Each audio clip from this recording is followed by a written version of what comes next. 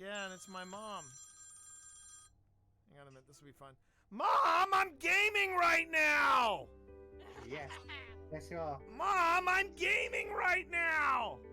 With my friends, Mom! Hey, don't do me! Hey, I'm here too! Mom! I'm gaming with my friends! What do you want? Hey, And I'm streaming, Mom! Mom! I'm hanging up. I love you, Mom.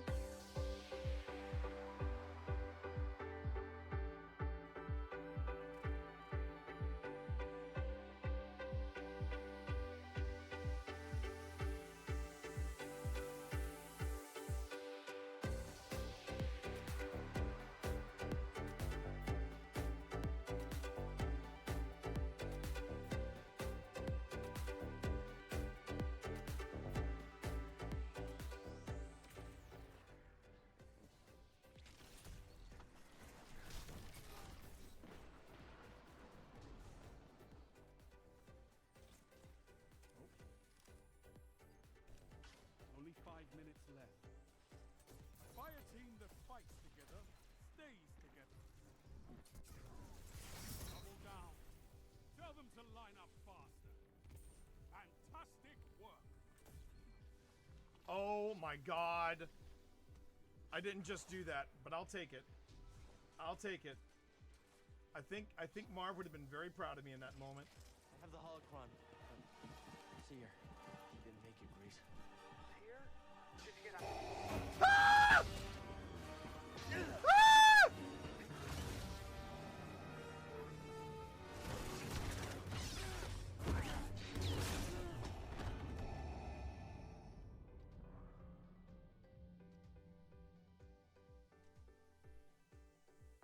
I don't know what happened there. Wikipedia for me, but I have a Wikipedia. And I hate it. Oh wait, is that empty? Tell me that's an empty suit. Okay, it's an empty suit. Okay. Oh, but I don't like the music that's playing. I do not care for the music that is playing right now. And there's a lot of ammo around here. I could have swore that was somebody hanging there. I could have swore that was somebody hanging there. Which And should be the upcoming update that's... What the hell is that? That is Barry. Barry. So you gotta say hey to Barry. So is this the haunted house in the Halloween season? More or less. And they just keep all their just keep going along. You're doing fine. You're doing fine. Oh fuck! What was that? What is that? What the hell is that? What was that? I don't know. You tell me. What was that? Okay, yeah. You know what? You know I will get you for this. Yeah, I will get you. Bullshit! You're the one, dude. You're the one that took me to TWA at night. I don't want to fucking. Oh, well, I missed this. All right. Anything on your EM? Do you want to play ball with me? Okay. We are off and running, chat. Here we go. All right, Phil, move forward. Now, Phil, I will tell you right now, I will not leave you alone in this game. Open this door, Phil. Open this door to your left. The one that I'm okay. Yeah, the one on the left. Okay, walk in there. And read what is on the portrait, Phil.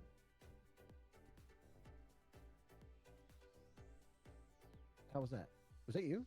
No. Because I didn't read anything and I just heard a noise. No, just Magna. Fuck you, bitch. This is awesome. This is awesome. That switch does not seem to do anything. Exactly. It just shuts off the armor. Oh, no, It shuts off the armor. Alright, let me see if there's a switch over here. These switches here.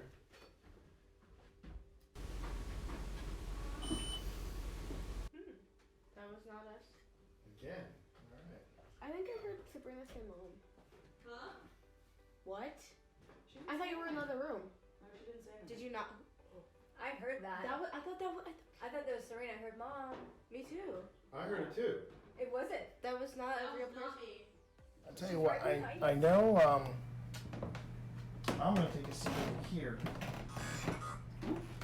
Maker. Maker. You're probably told not to speak to strangers. And that's fine. That's fine. My name is T. And over there's my... Was that you squeaking? Ooh, no, that wasn't. I heard that. Yeah, that's now I hear you squeaking. I heard What was that? It sounded like a voice. I don't, it did. Yeah, it wasn't your, because No, it wasn't me. It now, wasn't. and it doesn't Nothing got sound caught like in my throat. There was. I marked it, but it was a mumble. Did you heard that, right? 100%.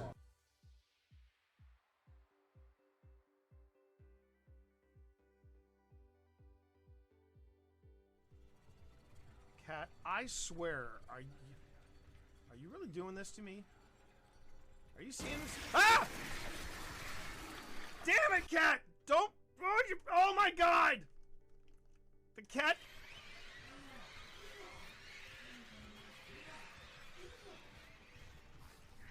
You little jerk!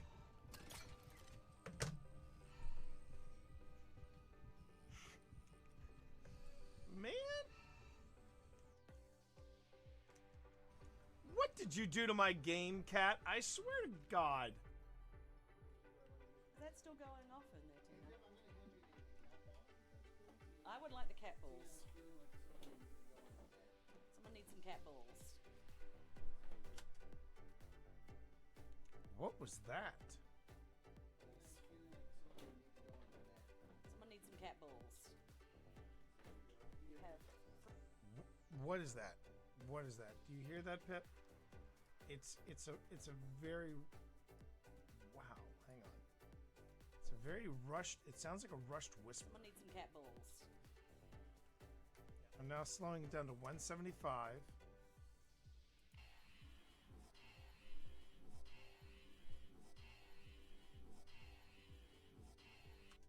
I'm hearing turn around. Does anyone else hear that? Which is ironic when you think about it, because usually people say, "Oh, all theaters are haunted." I don't think all theaters are haunted. Well, this one's definitely got in it, definitely. I mean, something's. Yes. Yeah. Oh yeah. But They're just not talking to us right now. they're just not talking to us right now. You want to go into the green room? But I ask you, since when does an actor never want to talk about themselves? Yeah. Hi everyone, it's me, Twitch Dad, and I'm here.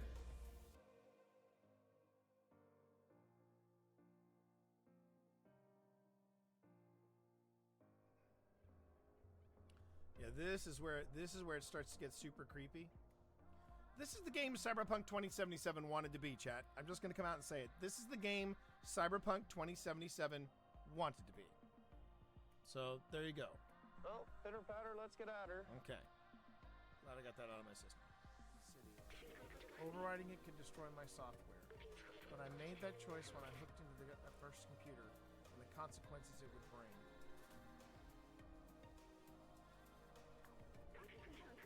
I'm sorry we went to see the outside together.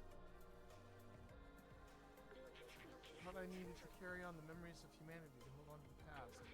But I see futures in companions and you. Here, let me take that off of you.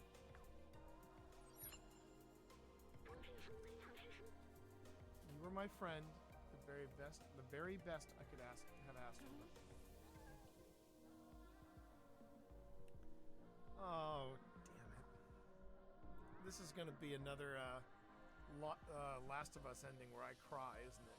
I'm tearing up already.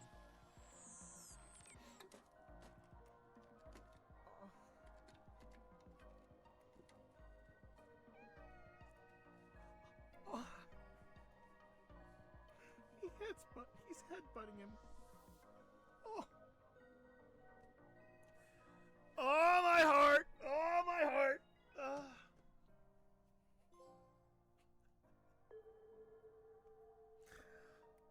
Oh.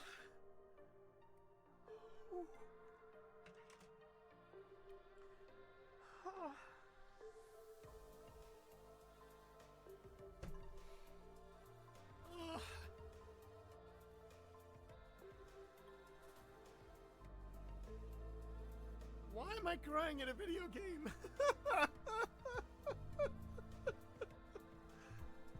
Oh my god.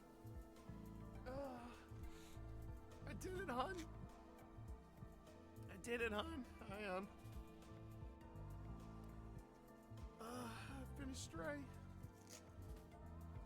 Worth every minute. Worth every minute. I'm gonna move your butt just a little bit. There you go. What? I wonder if she's pregnant. She does look like. I was just wondering if her belly was a little bit big. Yeah, Maybe that might be why she's hungry. that might be.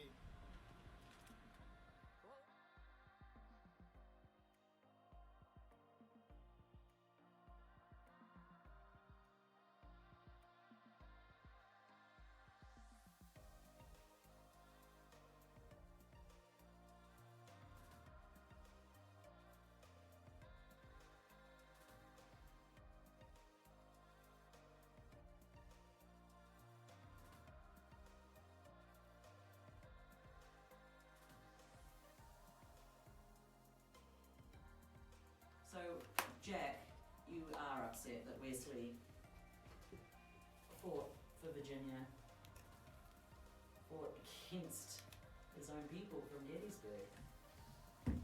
That must have been aggravating. Did you just whisper? Did you just whisper? Keep going. Everything you got. Oh, I don't know. I'm worried. He's back at red. Come on. Oh no. Steve We got him. Sailor! Steve Sailor! You did it! You did it! Congratulations, Steve Sailor! You just picked up your second seal. That's a motherfucking raid seal. Let's fucking go! Let's fucking go! I fucking love it when T gets hyped. The teammate entirely of your clan. Hold on. I'm going for it. I'm going for it.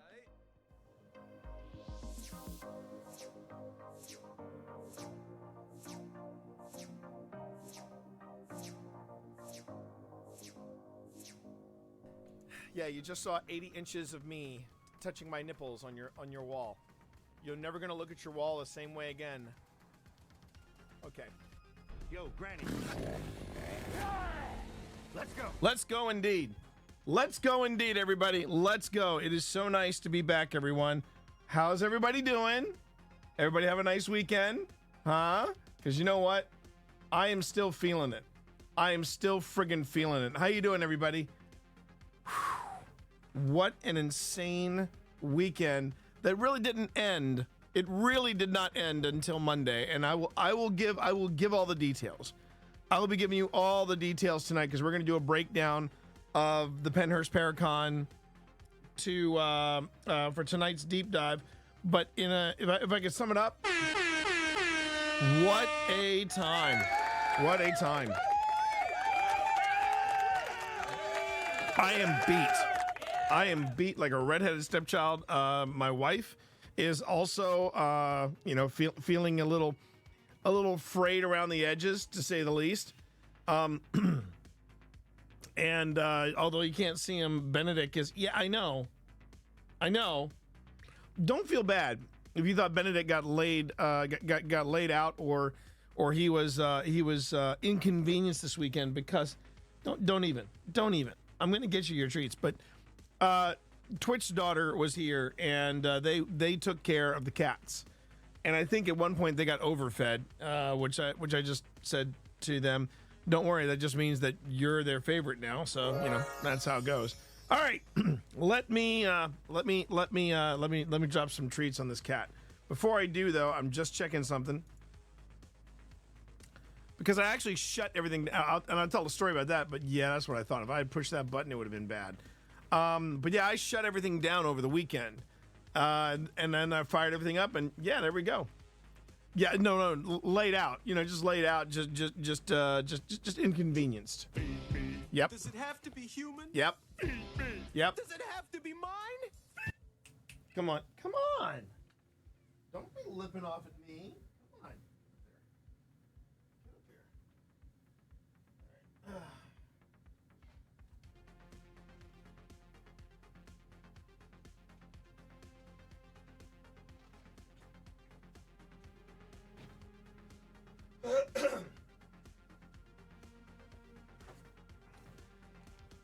And as far as where the hell were you yesterday? Well, there's a good excuse for that. I'll be getting into that too. Also during tonight's Grim Gazette, it has been a very intense follow-up 48 hours to the 72 hours that was the PENNHURST PARACON.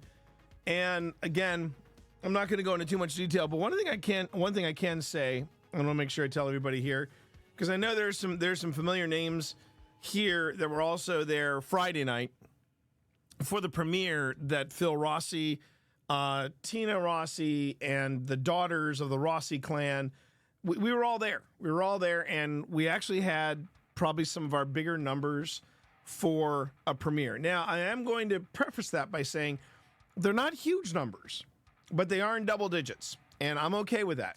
If we crack 10, that's double digits. And we did repeatedly. And you know, it's all about growth, right? It's all about growth. And I know that's what she said. But one of the things about growth I think that's worth mentioning is, well, I mean, in the past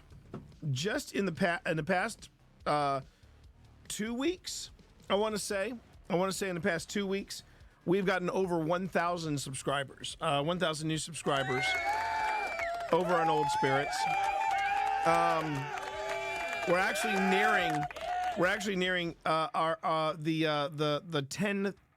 No, excuse me. Not 10,000. The 100,000th view. We've had 100,000 views nearly in the past 28 days. Obviously, a lot of that due to the Doug Doug video, which I know many of you have found me through Doug Doug, which I'm very appreciative of. And I don't mind saying, like, right now the Doug Doug video is sitting at 77,000 views. 77,000 views. That is that's worth bragging about. That is worth bragging about, and I'm pretty happy about it. And along with that, we're already closing in. What I appreciate about you. Wait for it. We're already near in part 2 of. Hey, Chris, how are you? In part 2 of our investigation of the Bird Theater, we are closing in on the numbers of where the current Bird Theater where part 1 of the Bird Theater is currently sitting. Like, for example, it's been about almost a week and a half, and part 1 of the Bird Theater, we've had 236 views, which is very good for us. Very, very good for us. Okay. Part 2 of the Bird Theater is that's only 3 days ago. It's already 214. So you can't complain. The numbers are showing growth. Do I want it to be faster? Of course I do. Of course, I always want it to be. Hi, buddy. Can I help you? Can I help you? Do I need to disable the alerts? Because I know you and your feet. I know what you and your feet are going to do. It has been, though, I'll just give you a quick spoiler alert. It really was a very, very, it was a cool trip. Very cool trip, and I couldn't be happier. But the fact that everybody was that a lot of people that's currently sitting in chat were there for the premiere. Thank you all for showing up. Really do appreciate it. All those interactions, they do make a huge difference with Old Spirits. They really do. I know you hear us say it all the time in the videos, but it is very true. And I feel very fortunate that we have the support team that we have. When people say they show up, they show up, and I don't take that for granted in any way, shape, or form. I don't take that for granted at all. So yeah, it's been a great couple of days. A little bit of bad news that I feel like I should tell everybody, because I was keeping everyone. I was keeping everybody in the know about what I was doing and what was going on. Hello there. Hello there. Hello there. Bad news on the job front. The the organization that offered me the opportunity, yeah, they turned me down. And here are my thoughts on this. I do have thoughts. One, they called me. They called me to say no. They called me to say we're moving on with somebody else. And the way I look at that is the same way I look at what happened when they kept me for an extra 20 minutes. You know? Thank you, everybody. Thank you. I seriously, I do appreciate that. But they called me to tell me that they were moving on with somebody else. And the fact that they called me instead of just sending me a letter, instead of just sending me an email, that tells me that at the very least, the folks there, or at least the hiring manager there, was like, T deserves better. And it gave me an opportunity to basically tell them I was to tell the hiring manager that I was not only Filmed from a cruise ship near Venezuela in February 2000. Easy. I wanted to make sure that they heard me say, I am disappointed. And not only was I disappointed, I was I was also frustrated. As in they kept me for longer than they needed me. And then they took this route. And I basically said to them, but I wish you all the best. And I hope whoever you're hiring, this worked out for you. I genuinely hope this works out for you. And I do mean that. I hope that whomever they're going with are good peeps and that they are taken care of. I'm pretty sure they went with somebody younger. That is an assumption on my part, but I'm pretty sure they went with somebody younger. And again, that is their choice. If you were to ask me, well, would you do anything different? Nope. I would not have done a thing different in that interview. Not a thing.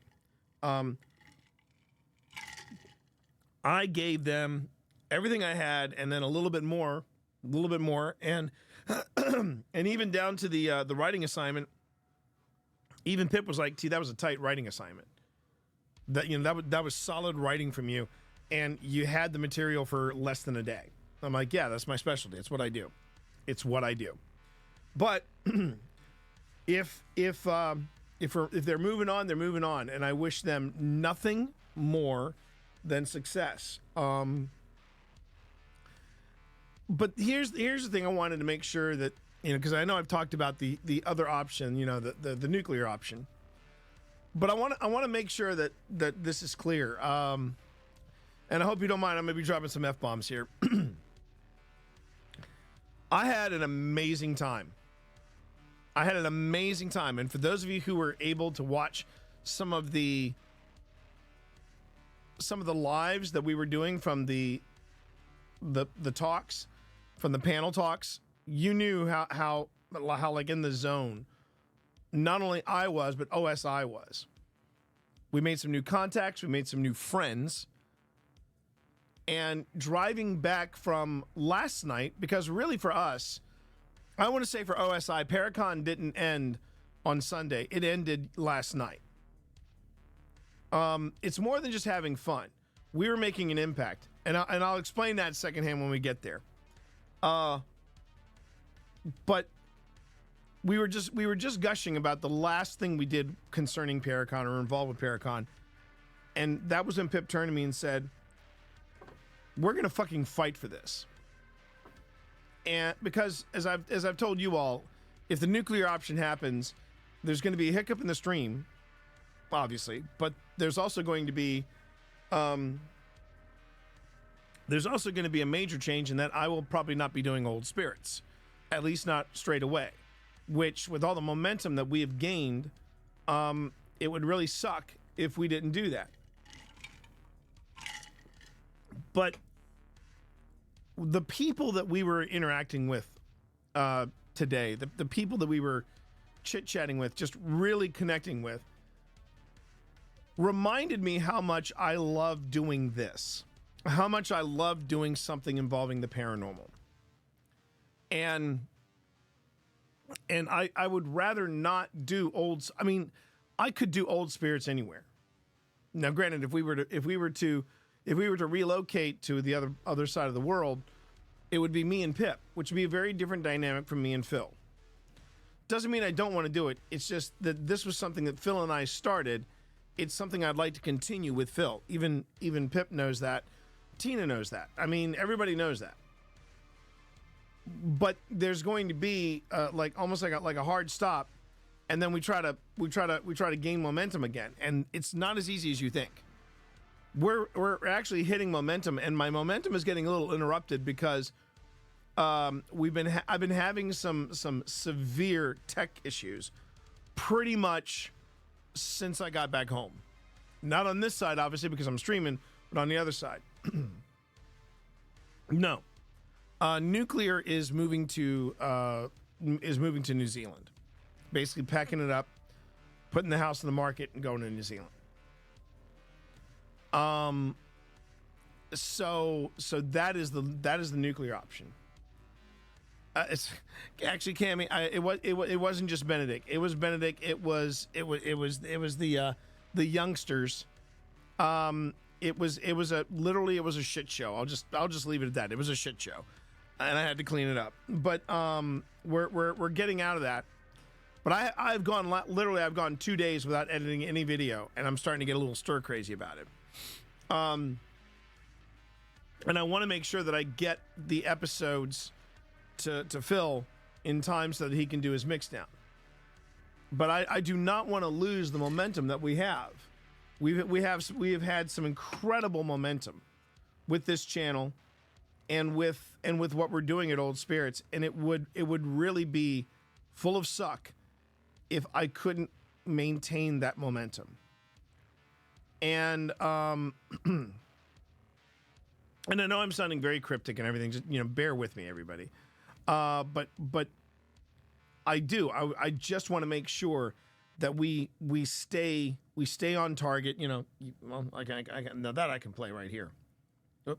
Stay on target. Do it one more time. Stay on target. Yep. Stay on target. I do want to stay on target. I want to make sure that what we're doing is that we're doing right by you, and we're still creating really quality content. And I just want to make sure that we don't miss a step. But it's that where things can get a little crazy, and I know this game can get a little crazy, but if we were to relocate to New Zealand, there would be a break, because there would be an unexpected break, an unscheduled break, where we would have to figure out where haunted things were and what's the budget, because we'd have to do some serious traveling. And it's not like the United States, where you can literally go from one state to another state to another state, and it's just a haunted bouillabaisse. I would say New Zealand is, well, actually, yeah, I would say New Zealand is even younger than some parts of the United States. New England is older, is some of the older territory. It's one of the advantages of being in Virginia, is that when you were the Old Dominion, the first state, not really the first state, but the first place where people settled, where the white post settled. You're gonna start up and kick up some serious history there. So yeah, exactly. Old land, but new land for people. Exactly. And it's even more complicated because New Zealand is an island nation. It doesn't, its closest Europe, if you will, is Australia, which is roughly 4-hour flight. So you're talking about flying from from Virginia to California, and then that's when you've got to start driving through through that area. And quite honestly, Australia's got some haunted places about it. But again, it's not as varied or as eclectic as the United States. But Pip said last night, and she made it very clear, we're fighting for this. We're fighting for this. And I'm like, yeah, we are. We are. And it's because of the people that we had a real pleasure in sitting down and getting to know a little better. It's the interactions we had with people that I didn't expect to have. But I will say, because of my theater training, I was able to pivot when I needed to. There's a lot happened this weekend. And it just reinforced for me how much I want to stay in this country and how much I want to make old spirits a success. The nuclear option, Cammie, basically is that if I can't find a full-time job, if I can't find a full-time job by the end of the summer, then I have to make some hard decisions. And the hard decision would be to pack everything up here in this house, put this house on the market, and we move. And what if you hear someone talk about the nuclear option, it's what Secondhand just said. You know, you're making hard choices. And it gives you an idea of just how confident I was. Just last week, if you remember, just last week I was talking about changes to the stream. I was that confident that I had landed that job. I was that confident. And yesterday I got dealt a bombshell. But I will tell you something about this, about a very valuable lesson that I learned from last night. Let's say you make plans with some friends, right? Let's say you make plans with friends. And then you get some bad news like what I got. I had somebody ask me, do you still want to do what we have planned? I believe my response was, fuck yeah. Because, you know, what am I going to do? Am I going to sit at home and just, you know, wallow? Just wallow in my misery? No. As upset and as frustrated and yeah, as on edge as I was last night, I still went out. And you know what happened, chat? I had an absolutely great fucking time. I did. I had an absolute great fucking time. What did I get up to? You're going to find out later. I see you shiver with anticipation. Wait for it. Yeah. Don't ever let the bullshit in your life take you away from a chance to be social, a chance to get out, a chance to make a new friend, a chance to basically enjoy life. I know I have a lot of introverts in my chat. I know I do. And I love you all. You know, when I tell people, hey, I don't want you to be, if you see me at TwitchCon, if you see me at a sci-fi convention, if you see me at an event, please don't be shy. Come up and say hi.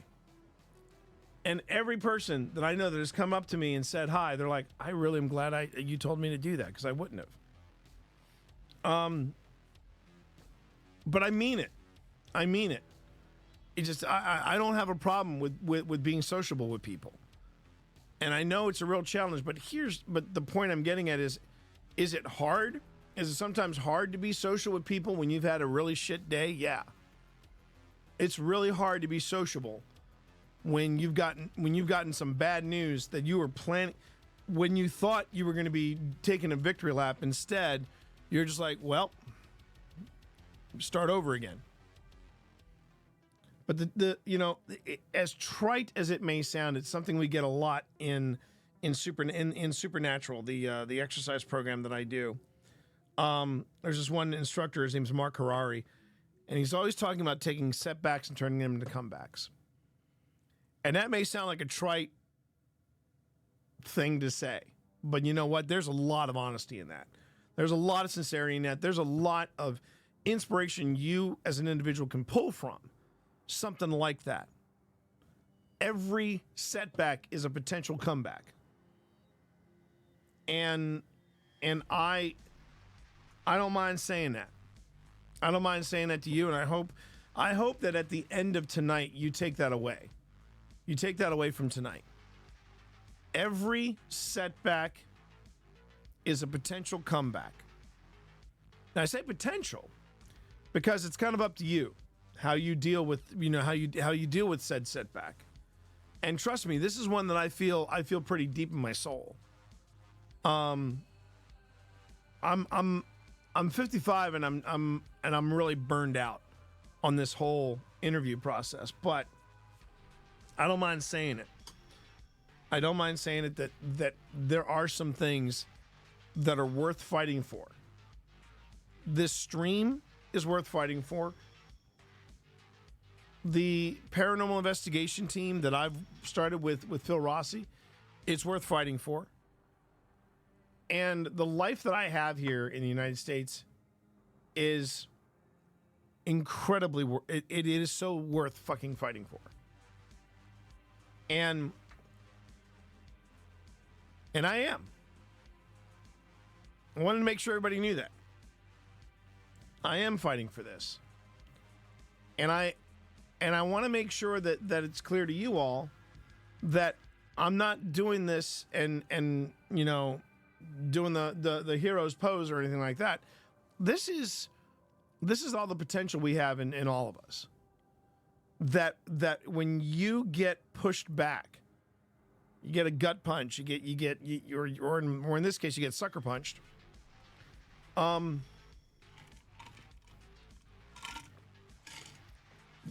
best thing to do is to take a deep breath and push forward.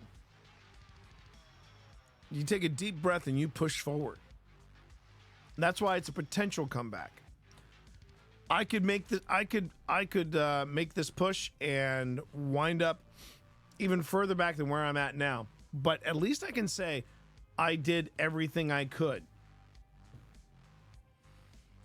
And I know what's worth.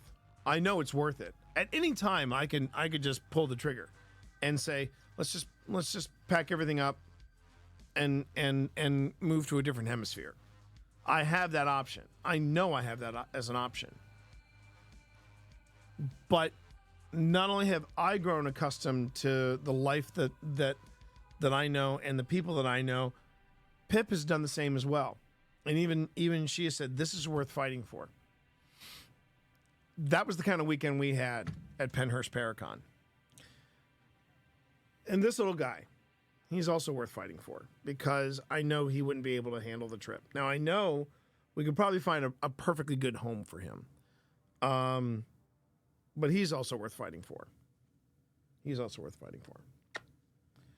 There's a lot of things that I've got in my life worth fighting for. And I haven't lost sight of that. So there you go. And I think that is I think that's where that's my mental headspace right now. And I'm good with that. I'm good with that. For everybody who has found me through Doug again, thank you all for being here. What's really funny is that I got several times this weekend. I don't know what it is about this weekend, but several times this weekend, I got people that were shocked to figure out and find out that I have responded to pretty much every comment that I've gotten on the Doug response video. And it's really funny about that because yeah, I've responded to everyone and I tell them, thank you, Chris, and thank you, everybody. Thank you, Cammie. I mean, so Spence, you know, the harder part about it is that I don't know what I would be doing down in Clifton Forge. I have to try to work at finding a full-time gig. I don't know what the opportunities are for me in Clifton Forge. What? What? You got treats. What do you want? Is this about the pumpkin? Is this about pumpkin? If it's about pumpkin, I'm going to give you pumpkin. Remember, I do the Grim Gazette. We do the weird news first. And then on the break, that's when you're going to get your pumpkin. You got your treats. I know what you're trying to do. You're trying to con out more treats from me because Bast is here. Bast is going to get treats if he's still here for when you get your pumpkin. But wow.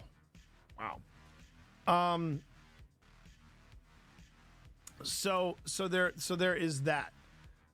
Healthcare is always hiring. Yeah, secondhand. I'm not cut out for that. I am not cut out for that. I can't. I have friends who are in healthcare. I know people who are in healthcare. It's like teaching. It's a calling, and that is a calling I am not getting. But it's more about finding my footing, and then figuring out where I go from there. And but I'm okay. I just want to make sure that is also clear. I am okay. I'm not worried because, if you were to ask me, what is the universe trying to tell you? Because I've been hearing people, you need to listen to the universe. You need to listen to the universe. I kind of agreed with what Phil Rossi is saying. When I told him about what happened with the job, he said, and I told him, I said, I have no idea what the universe is trying to tell me. I think Phil Rossi nailed it. He said, the universe is drunk and making poor decisions.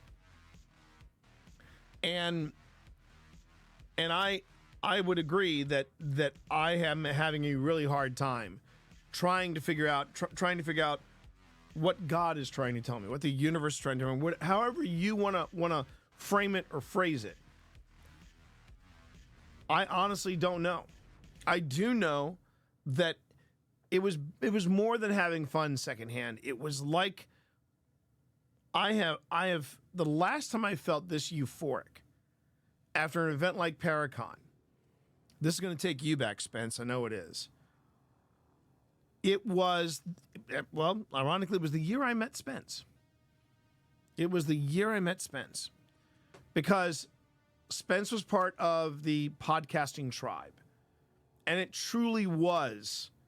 It truly was. Secondhand, I got stories to tell about that you don't know. It goes beyond being fanboy. It goes beyond being fanboy. But as Spence can attest, when they came to Balticon that year,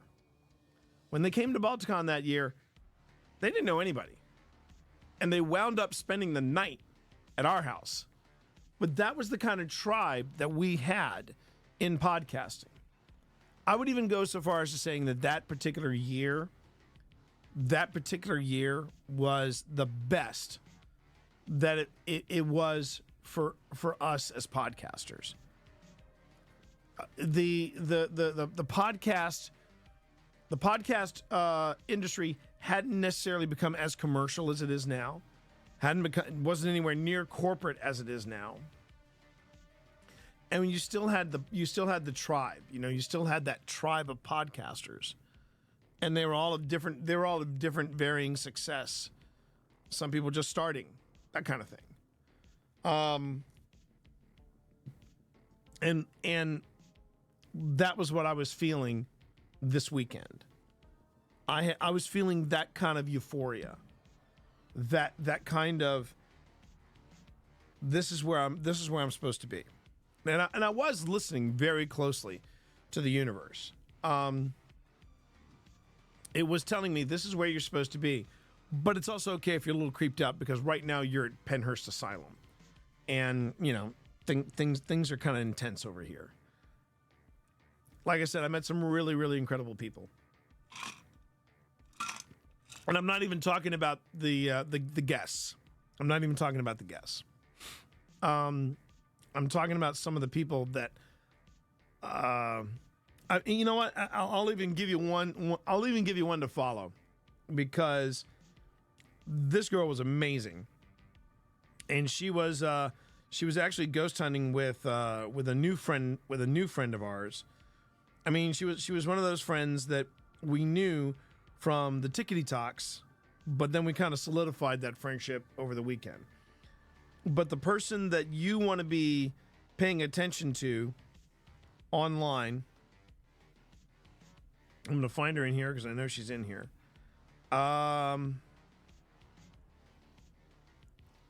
Spooky Melanin. Spooky Melanin Magic. I'm gonna put that in here. Find her on Instagram. She is amazing. Spooky Melanin Magic. So that's the first person you want to find. And then if you haven't been following her, you really should be. Follow Holly Weird Paranormal. She's pretty sweet as well. Holly Weird Paranormal. Absolutely amazing. It was a really fun time. It was a fun time. And but it's worth fighting for. It's worth fighting for. And I'm also talking about too the weekend that started with the premiere. Everybody was really digging the premiere of part 2 of our bird theater investigation. This was, for just as a reminder, part 2 of the bird theater is where Tina and Pip, we basically check in on them, because the entire first part was basically us on the mezzanine. But Pip, Tina, and my mom were all doing their own thing on the main floor, and it was the theater. It was the main theater as well as the bathroom, and this is where the little girl was supposed to be. And they caught some really amazing stuff. And then there was that Dead Estes, and Dead Estes was pretty sharp. So yeah, that was that alone made me realize that we were actually making some, we were actually making some headway as a team. The other thing I wanted to point out too is that we actually have more comments on part 2 of the investigation than we do for part 1. And at one time, I was really focused on just the views. But now that we've gone beyond the views, now I'm looking at interactions. I'm looking at what people are doing. Are they liking the video? Are they interacting with the video? Are they dropping comments? I know Spence has. I know Cammie did. I know that Arelis, she checked in as well. And then there were some people that I didn't even recognize. And there were some people, again, from the Doug raid that came on in. And if they didn't help the algorithm by commenting, they definitely watched. And all these little things are just fuel for my fire. You know, they're propelling me. They're helping me stay on course. If the universe has been telling me anything, it's like, this thing you're doing with the spookiness, it suits you. It suits you. Now I got a hell of a follow up with that. Again, I'm teasing the Pennhurst breakdown quite a bit, and I'm doing that on purpose. I know. You're looking at me and thinking, who's this nut tugger? I have a cunning plan. So there it is. I thought no, I'm sorry, Cammie. I was thinking about when you gave the shout out to my mom, when my mom's voice came in over the, you commented during the live. I know that. Thank you everyone who gave shout outs to my mom, Twitch grandma. I'm sure she appreciated it. And now it's like, okay, well, I'm back. I'm back in the groove. Let's roll the shoulders back and move forward. But yeah, snapping back from this particular weekend, which actually bled into Monday, it's been a challenge. It has been a challenge. These cats have been testing me at every turn. I have to give a proper shout out. I lost most of the afternoon because today Dune Part 2 went live on it went live on Max. I suggest you let that one marinate. And so I settled in and I said, I'm going to watch me some Dune Part 2 because I loved Dune Part 1. I loved me some Dune Part 1. But shit. Dune Part 2 was just completely, bonkers. And Pip did confirm Villeneuve is working. Now, he is not calling it Dune Messiah or Children of Dune. He's just calling it what it is. It's Dune Part 3. Now, how much of it is going to be him going into, not Children of Dune, Dune Messiah or Prophecy of Dune? Don't know. But right before they put up Dune Part 2, yeah, they had we watched the trailer again. We're not going to skip that shit, but we watched again the teaser trailer for Dune Prophecy, which is the series that is the mega prequel, if you will, to Dune, the Dune films. And you had me at Mark Strong, man. You had me at Mark Strong. I love that actor. I love that man more than sharks love blood. I tell you what. Figured it. Anyway, should I do the tarot for me? No. So let me explain why tarot doesn't necessarily. I'm not a fan of it. It's like when people do the palm readings, psychic readings. I've had people do tarot cards for me before. What I don't like about tarot is I don't like the idea of this is what's coming. Because I don't want to prepare for something that may never happen. But I also don't want to ignore something and then be blindsided by it. Does that make sense, Spence? If you want to do a tarot on me or for me or about me or what have you, you have my consent. Because consent matters in tarot. I am fascinated by tarot.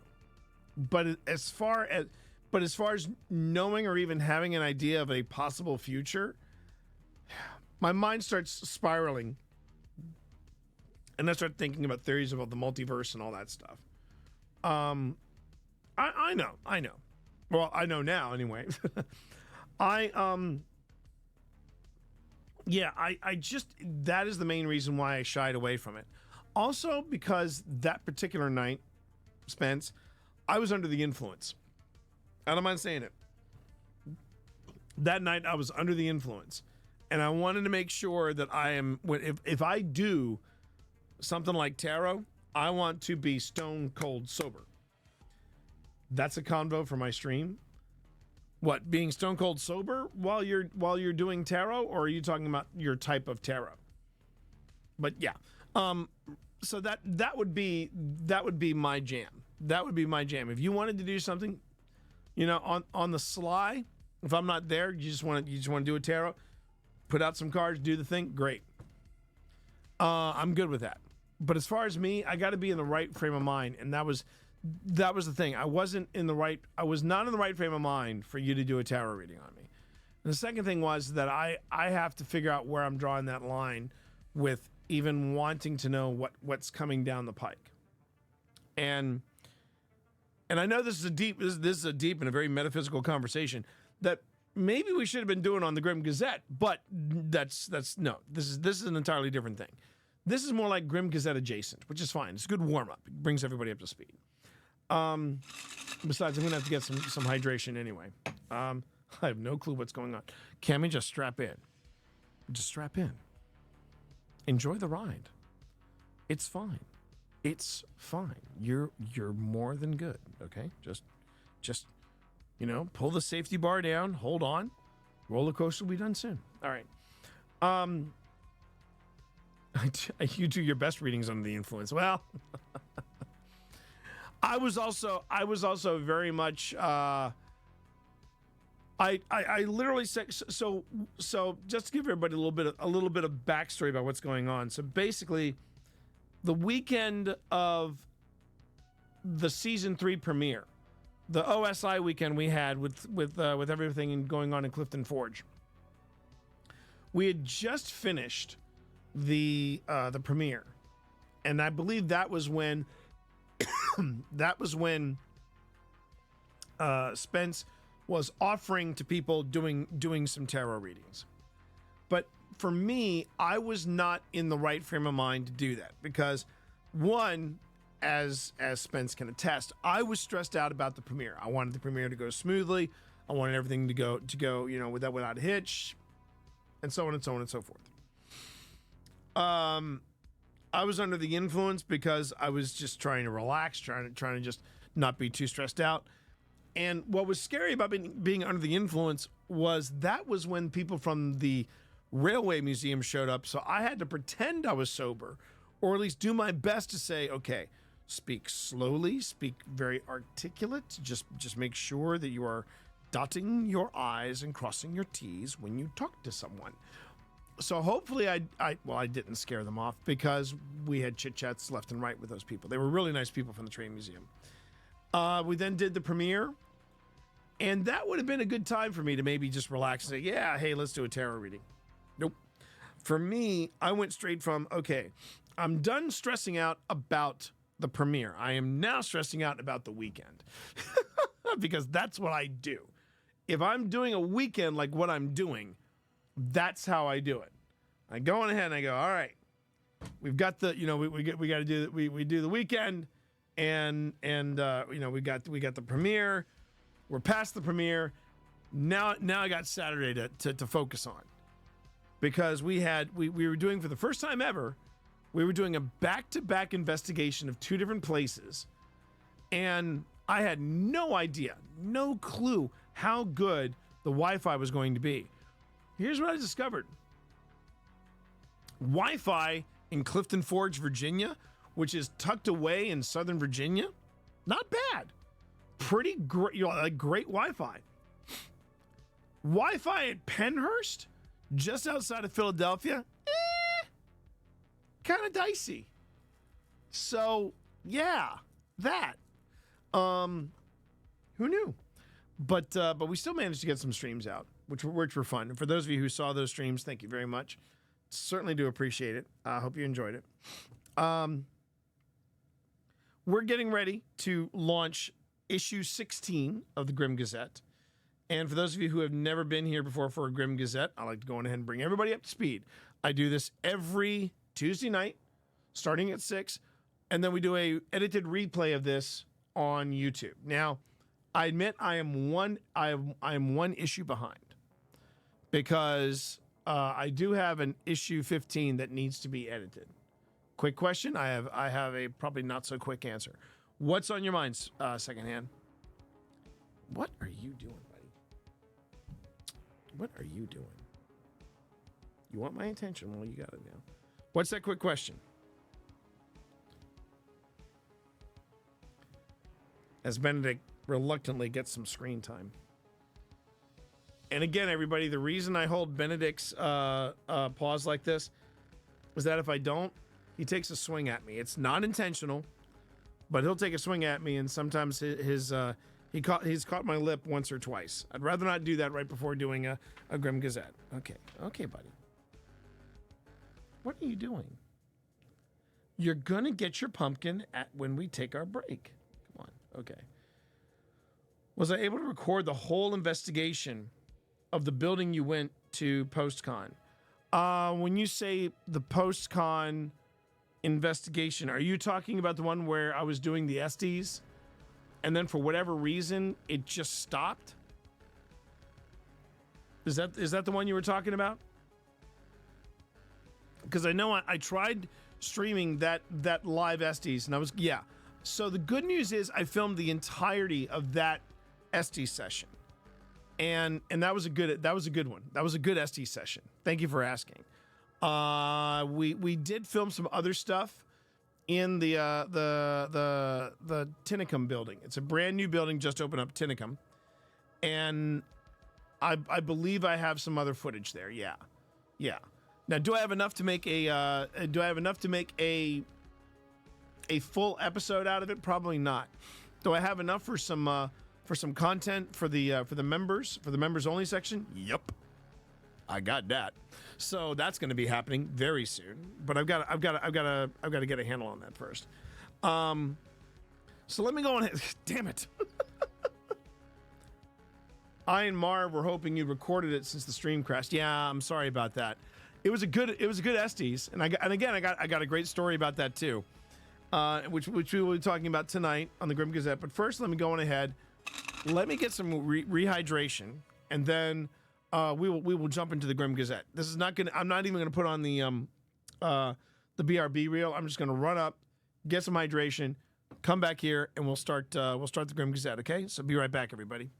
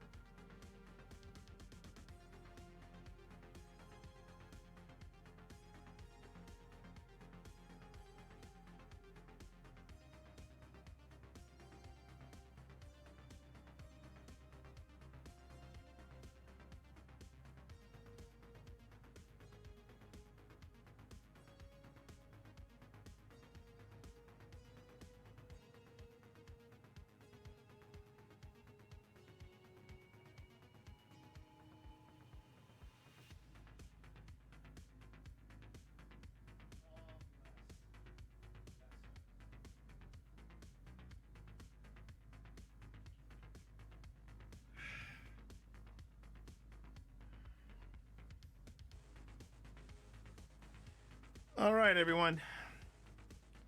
So, Grim Gazette, what is it? For those of you who are brand new to the stream,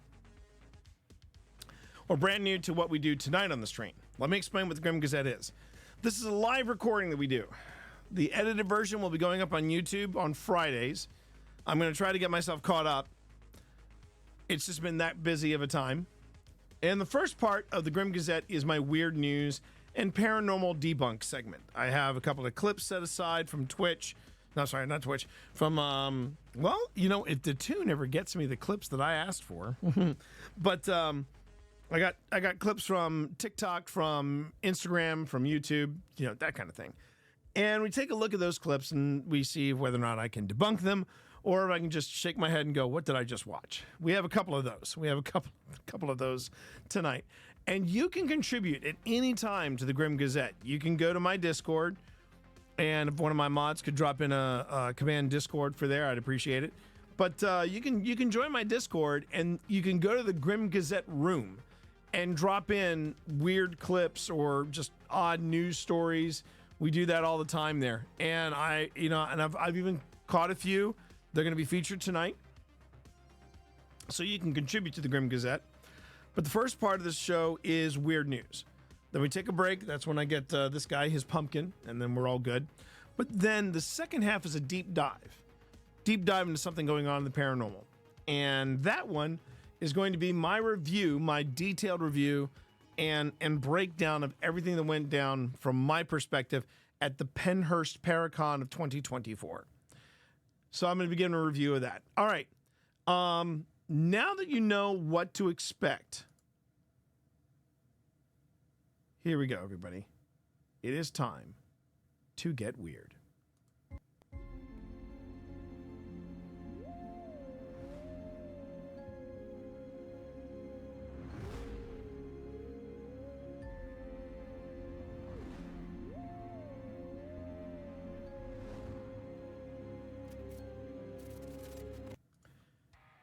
Yes, ladies and gentlemen, it is once again time for the Grim Gazette, your weekly dose of weird news, paranormal debunks, paranormal analysis, whatever you want to call it, and of course, my own paranormal deep dive into something that is happening in the paranormal community. And that is what we do. Every Tuesday, starting at 6 p.m., we settle on in and we get weird.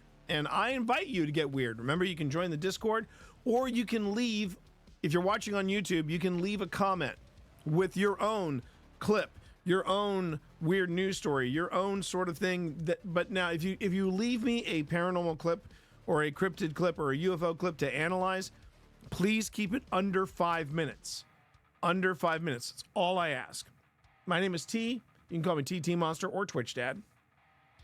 I represent Old Spirits Investigations. We are a paranormal team that has been going since 2021, and we are about to celebrate our 3rd year investigating the weird, the bizarre, and the unusual.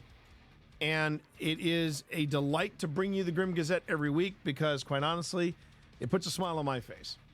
Particularly with our lead story, bird flu outbreak could threaten... Well, hello. What happened here? Oh, we're going to have to do that as a second take. Oh, damn. What happened there?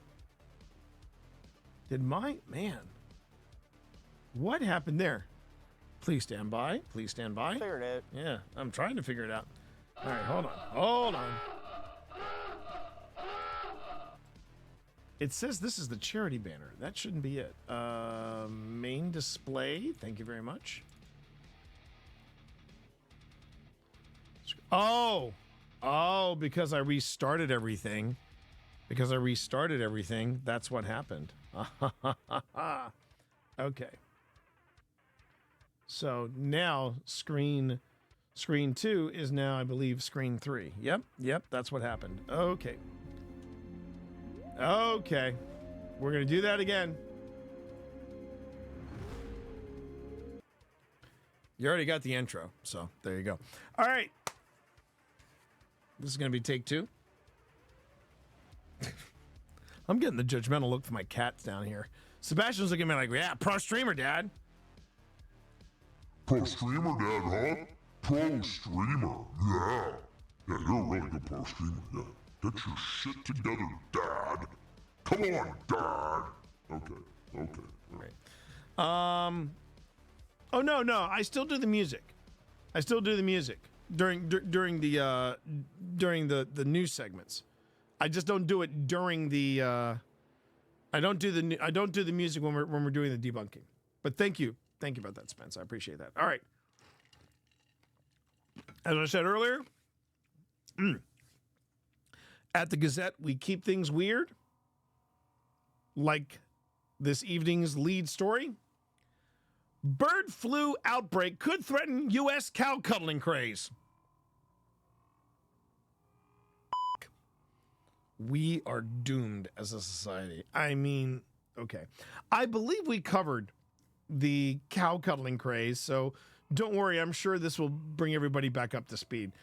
An hour-long session of hugs could pay for a bale of hay, but officials are warning against the practice after an outbreak among dairy herds in 9 U.S. states. A cow... Good Lord. Okay. Wow, that's some side boob. Okay, a cow cuddling craze in the U.S. could be under threat due to a bird flu outbreak. The social media trend involves punters paying to snuggle up to a herd while also helping small farmers cover feed bills. It's a smart way to do things.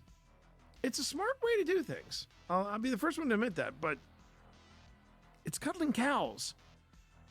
I just know how cows smell when you go driving by a cow field. It happened this weekend. And Pip and I were practically in tears. It was hard. It was a very difficult time. Okay. For visitors, cow cuddling can be therapeutic.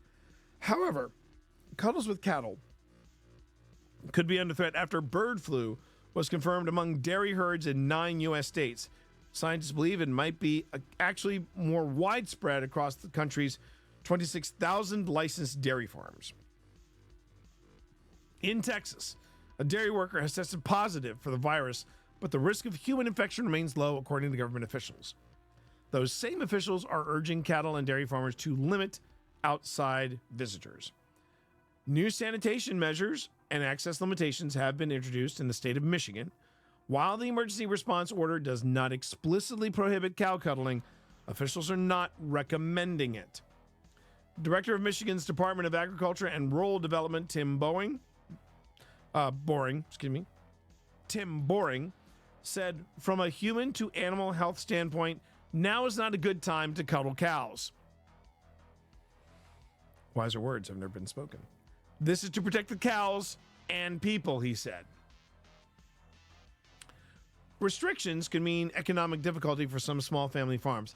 This is where it starts to suck. Hank DeVore said his farm in northern Michigan already has safety measures in place. His hour-long sessions book up weeks in advance and cover the insurance bill. Luz and Dan Coles in Illinois, who own Luz Farms, also have protective measures to ensure the safety of their visitors and to keep their farm operating. 1 hour of cow cuddling pays for 1 bale of hay, enough to keep their small herd fed for a week. It helps a lot, Mr. Klotz said. And that's the thing. Yeah, this is, it's, I get it.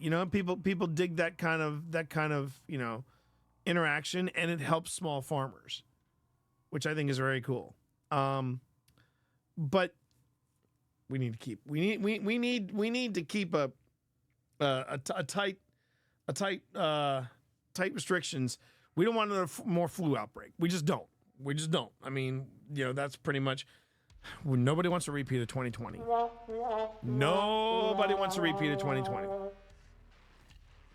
right, let's lighten things up a bit here. Pillock, plonker, and tosspot among British insults at risk of dying out. Young people appear unaware of some much-loved British insults, which a poll suggests could all but disappear in the coming decades. Pratt, plonker, and where's Marv when you really want him here, right? Where's Marv when you really want him here? Pratt, plonker, and pillock are among British insults in danger of dying out within a generation, according to a survey. The poll asked 2,000 people. Immediately headed into my vocabulary. Thank you, things. Thank you. And this side boob ad has got to go. It's distracting as hell. Let's try that again. Pratt, plonker, and pillock are among British insults in danger of dying out within a generation, according to a survey. The poll asked 2,000 people which insults they recognized and found some had never heard of put-downs, such as tosspot and toe rag. This is killing me, man. Top of the list was lummox, which flummoxed 62% of people under 28 years old and means a clumsy or stupid person. However, just over half of all those surveyed of all ages had never heard of the East Anglian term. Blighter was third on the list and stumped 54%. Blighter was third on the list and stumped 54% of young people. Ninny, a lighthearted word for a silly person, was unknown by 51%. Cad. That's a great word right there. Cad, you cad. A man who behaves dishonestly, especially towards women, drew a blank with nearly half of people. Fans of Only Fools and Horses might also be disappointed that the plonker, one of Del Boy's regular cusses towards his brother Rodney, was unknown by a quarter of the younger generation. That is a crime. I mean, Anyone want a hug? Hi, baby. No. We need to make some TikToks to save toe rag and plonker. I mean, shoot. The amount of times we have used plonker to describe some of the people in the House of Representatives on the right, the extreme right wing, man, toe rag, plonker. These were names like, okay. Mike Johnson, Speaker of the House. I wouldn't call him a toe rag. I would call him a plonker. I would absolutely call him a plonker. Matt Gaetz, he is definitely a toe rag. He is absolutely 100% a toe rag. Moving on. The same portion had no idea Pratt is an insult, according to the survey by research agency Perspectus Globus. Now, Johnson is also a Pratt. Tommy Tuberville, he's a pillock. Tommy Tuberville is a pillock. Absolutely. But yeah, these are great words. Plonker, pillock, toe rag, blighter. I know that and Pratt. I mean, come on, Pratt, man.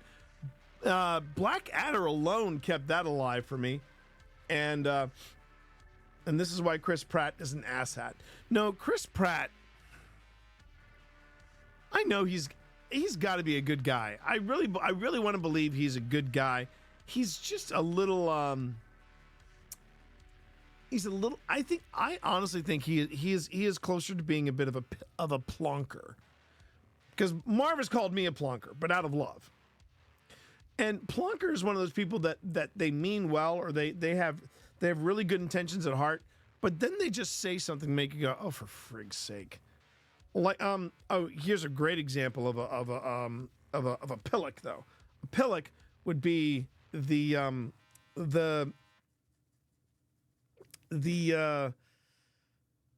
place kicker for the Kansas City Chiefs. The guy that made that horrific talk at the conservative Catholic college. I mean, and that's the thing. When I heard that clip, I was like, what is going on here? But then when I found out that he is a conservative Christian and that the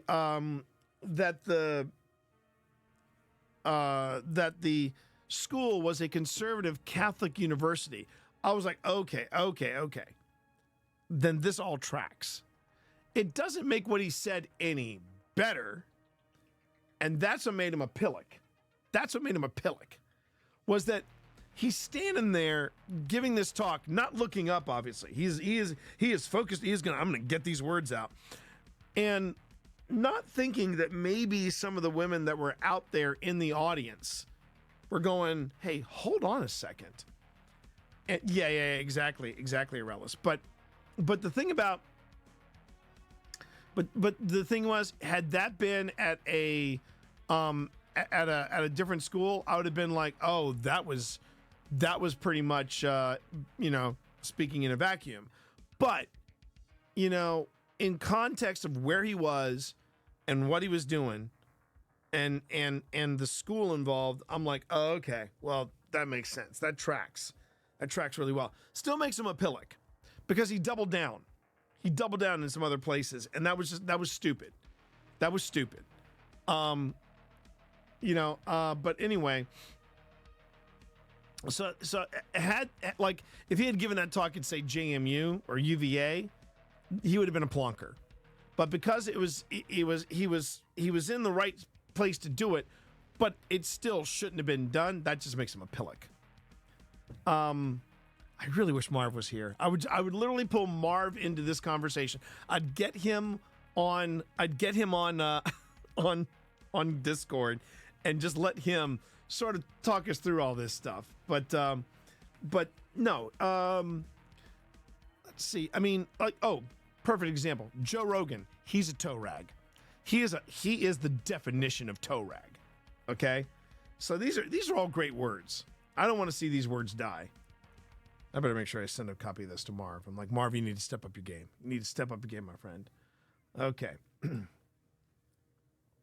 Next up, very good news for everybody. Max the cat is now a doctor of literature from Vermont State University. How about that, everybody?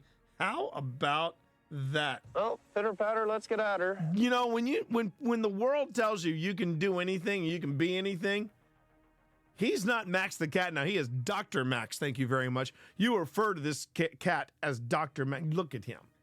Look at that Max. Got little mittens on.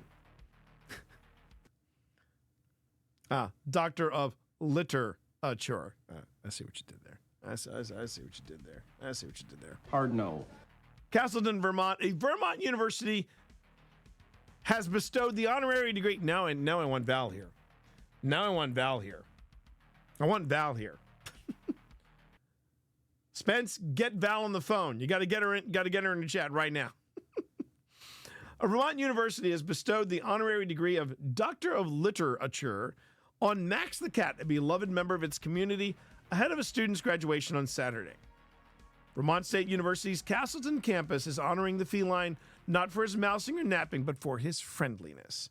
Max the cat has been an affectionate member of the Castleton family for years, the school said in a Facebook post. Popular Tabby lives in a house with his human family on the street that leads to the main entrance of the campus.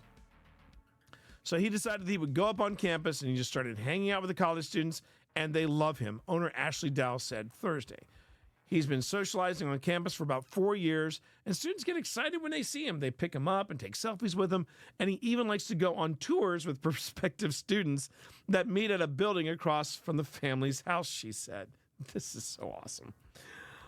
I don't even know how he knows how to go. Oh, wait. I don't even know how he knows to go, but he does, Dow says, and then he'll follow them on the tour. The students refer to Dow as Max's mom, and graduates who return to town sometimes ask her, how's Max doing? Max won't be participating in the graduation, though. His degree will be delivered to Dow later. So, hot damn. Nice job. Nice job. I bet he's a very, very good boy. So, good on you. Good on you. That's just awesome. Okay. Stay on target. Right, sorry. Stay on target. Okay. Hey, chat. If you got a fear of heights, you might want to look away. Daredevil walks tightrope between Los Angeles skyscrapers. Oh, that's right. She's in New Hampshire. Well, Vermont, New Hampshire. What's the difference? Okay. Don't you dare tell her I said that. Don't you dare tell her I said that. Okay, May 20th. A daredevil risked his life and arrest when he walked a tightrope suspended between a pair of graffiti-covered skyscrapers in downtown Los Angeles. Ben Schrader, 28, a.k.a. Reckless Ben on YouTube, posted a clip showing him walking the tightrope suspended between the two...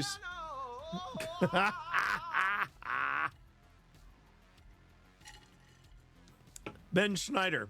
Oh, sorry, Schneider. Ben Schneider, 28, a.k.a. Reckless Ben on YouTube, posted a clip showing him walking the tightrope suspended between the two skyscrapers at Oceanwide Plaza, a vacant development that has become known as the Graffiti Towers due to the artwork covering the buildings. It was very scary. I was looking down.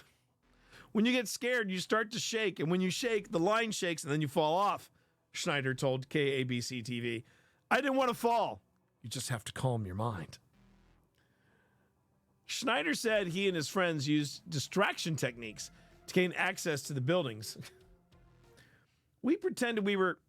Whoa, the hell is this? We pretended we were a religious cult, and we got 20 people to also hold signs saying, Jesus saves, and the signs were blocking the police's point of view, so we just hopped the fence, he told TLA TV. Schneider, who wore a safety harness during the stunt, crossed the nylon rope in about 2 minutes. Police said they are investigating the incident, but it was not clear if Schneider would face any charges. So, you think just reading it is enough? Oh no. Oh no, we're going for broke, everybody. We're going for broke. We're going for broke. We watching this. Graffiti towers have been a centerpiece in LA for social media stunts lately, but this YouTuber may have taken the top spot, although done illegally. And dangerously. Eyewitness News reporter Tim Pulliam is live in downtown LA with reaction from the daredevil himself. Tim. Hi, Jory, Michelle. Yeah, this guy is a daredevil. Take a look. As we pan up to these buildings, you can see just how up he was. He used a line to walk a tightrope across the two towers here. I just want to say real quick, when they segued to this guy, to the man on the street. He was like, man, I didn't think WIPO were this crazy, but here we are. Here we are. You know, secondhand, you say, I have seen higher. That's still high enough for me. That is still high enough for me. Thank you very much. LA. So I'm between the two abandoned graffiti towers in downtown LA, and it's all on video, as you can see. He calls himself Reckless Ben. The 28-year-old posted this clip on his I'm assuming YouTube his homie channel, back there is doing a drone. This month. These abandoned towers have become a popular spot for artists to create content and paint graffiti. Police are investigating Ben's behavior. He came back. Now, I do think it is worth noting. This is cray. This is absolutely cray. But he's not holding an invisible selfie stick. That is not what's going on there. But I will say, I'm going to back it up just a little bit. You'll notice that he is okay, right? He is okay because he's got he's got a safety harness, so he's fine. If this is an invisible selfie stick, I'll be impressed. Oh my God, I see what you mean now. He really. He came back here Get to out talk of here. to us about Really? why That is he- a selfie stick? 28-year-old posted this clip on his YouTube Oh channel. my God. graffiti towers in downtown LA. I did not It's know that was a all on thing. video, as you can see. He I calls did himself not know Reckless that was a Ben. thing. The 28-year-old posted this clip on his YouTube channel, pulling off this dangerous stunt. This happened earlier this month. These abandoned towers have become a popular spot for artists to create content and paint graffiti.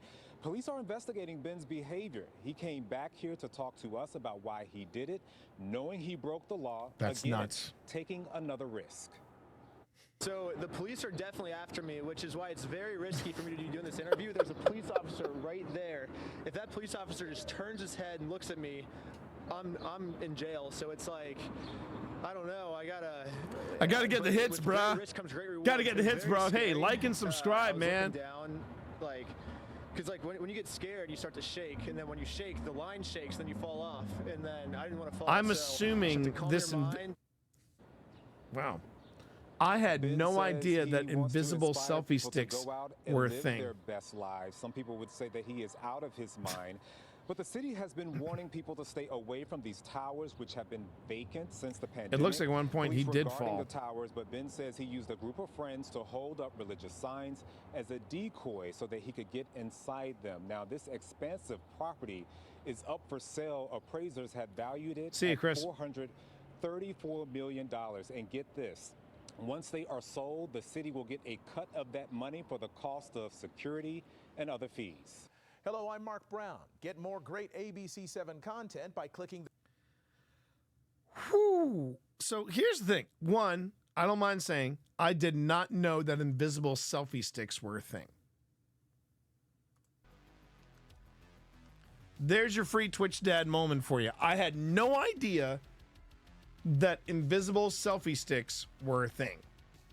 Second, the fact that he's using an invisible selfie stick makes his stunt even dumber. I can only assume that he secured that selfie stick to like his wrist or something so that if he did fall, which in fact it looked like he did, or at least he tripped, because he was like at one point he was at least 4 feet away from the starting point, and he was already down on the cable.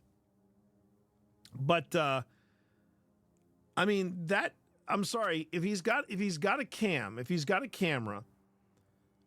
and I'm not even going to assume that he was using a phone. If he was using a camera, like a GoPro or something, I would assume he was using a GoPro because those things are light compared to a camera. But that camera, if he was actually using like a phone like this thing, that's going to throw off his equilibrium. And I mean, yes. Could he have been higher up? Sure, he could have been higher up. He was still high up. He was still high up. And yeah. I mean, I would dare say that those skyscrapers are probably about the same height, if not bigger, than the daredevil that scaled the Sphere in Vegas. But holy Hannah in a handbasket. That's some crazy stuff. That's some crazy stuff. All right, now we get to the debunking portion of tonight's Grim Gazette. And this is when we go radio silent. All right. So these are some clips that have been sent to me by different people, and let's see how this has been. Let's see how this plays out. Let's go.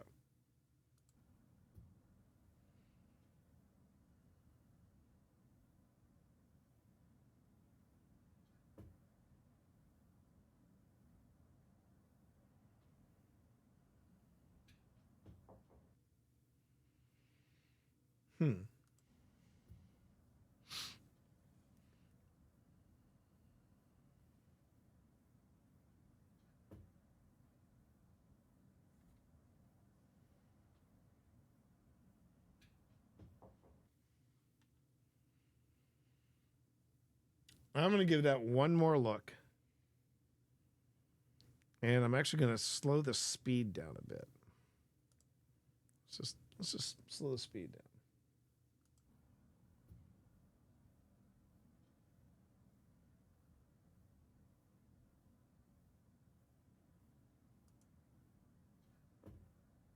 Dang it. Come on, mouse. Work properly.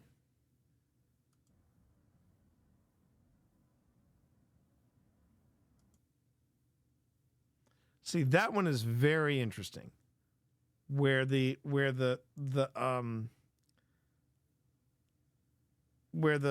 hanger literally comes off the pole.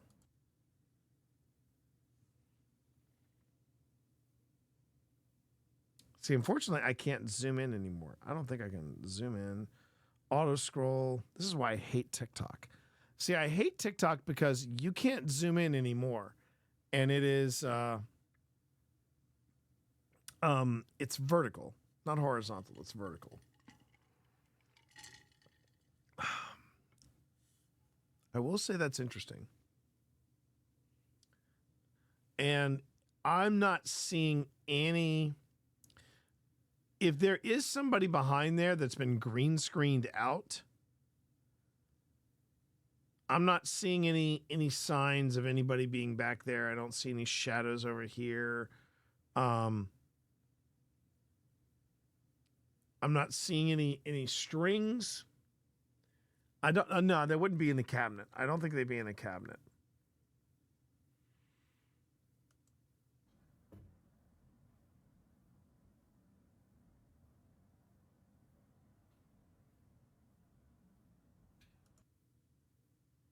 And then there's that.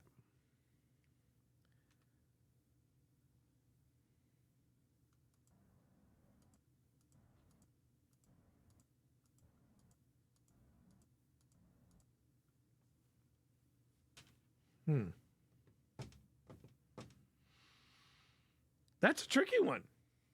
Why are they recording it? Well, they're recording it because they said, I've been noticing clothes on the floor recently, so put a camera up. It could very well be staged.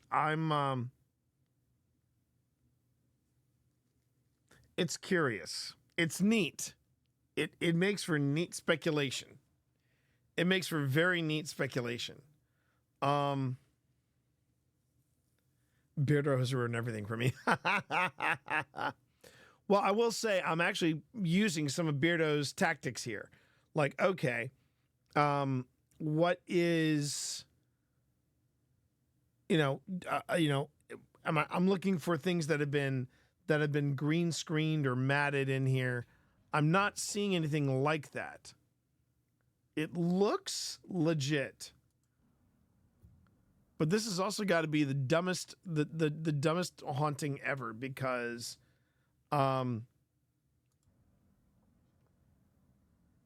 yeah, it's like I'm going to communicate with you by I'm going to communicate with you by just randomly tossing clothes. Yeah, a bored ghost. Not even a poltergeist. This ghost is just flat out bored. The other problem I have with this video is it's so damn short. I'd like to see 30 seconds ahead and 30 seconds after, just to see if anything else goes on. Maybe it doesn't like yellow.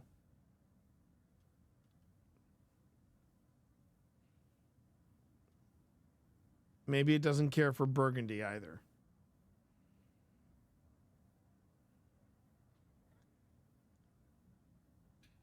Or that hanger in particular. I don't know.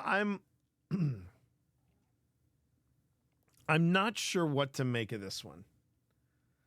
And if there is somebody in there, because I mean the who's crouching down behind the taps, you can see someone moving behind it. These are the comments coming in. I'm not going to say it's paranormal. If anything, I'm going to say it's kind of ridiculous, and that's part of what makes it charming. But I don't think I'm not. I don't know what to make of that. It's kind of ridiculous if you ask me, but not as ridiculous as what I'm about to show you here. This was sent to me on Discord, and when I saw this, I only wash my clothes once every 3 months. Pretty much after that, I was like, okay, I think I know what I'm in store for. And I will say, beyond the shadow of that, this does not disappoint. Here we go. Let me just make sure this is turned up for everybody to hear. And play. I only wash my clothes once every 3 months. Today's the 1st of the month, so I use dowsing rods to find the most vibrational spot in my yard. Once I pinpointed it, I brought out my washing machine. I put my clothes inside and I added Himalayan salt, laundry detergent, and energy crystals. I threw a net over it to trap in old energy, which is part of the cleansing process. I put an EMF meter on top so that I could monitor and make sure that no external energies were getting near the clothing. Once they were done washing, I drained the machine and I let the old energy flow away into the grass. I set up the net in my room so that the clothes could air dry. Once I put up all my clothes, I set up a money lamp. It creates a high energy vibration that helps me manifest money when I wear the clothes. I put freshener sheets on the back of my fans so that the clothes could smell good once they were done drying. I initiated the final part of the cleansing process. I placed a 639 hertz vibration into the spin and I wrapped it with tinfoil. I put each piece of clothing individually into the container for about 5 to 10 seconds. Once they come out, they're good to wear for the next 90 days. I only wash my clothes once every 3 months. Okay. First off, Cammy.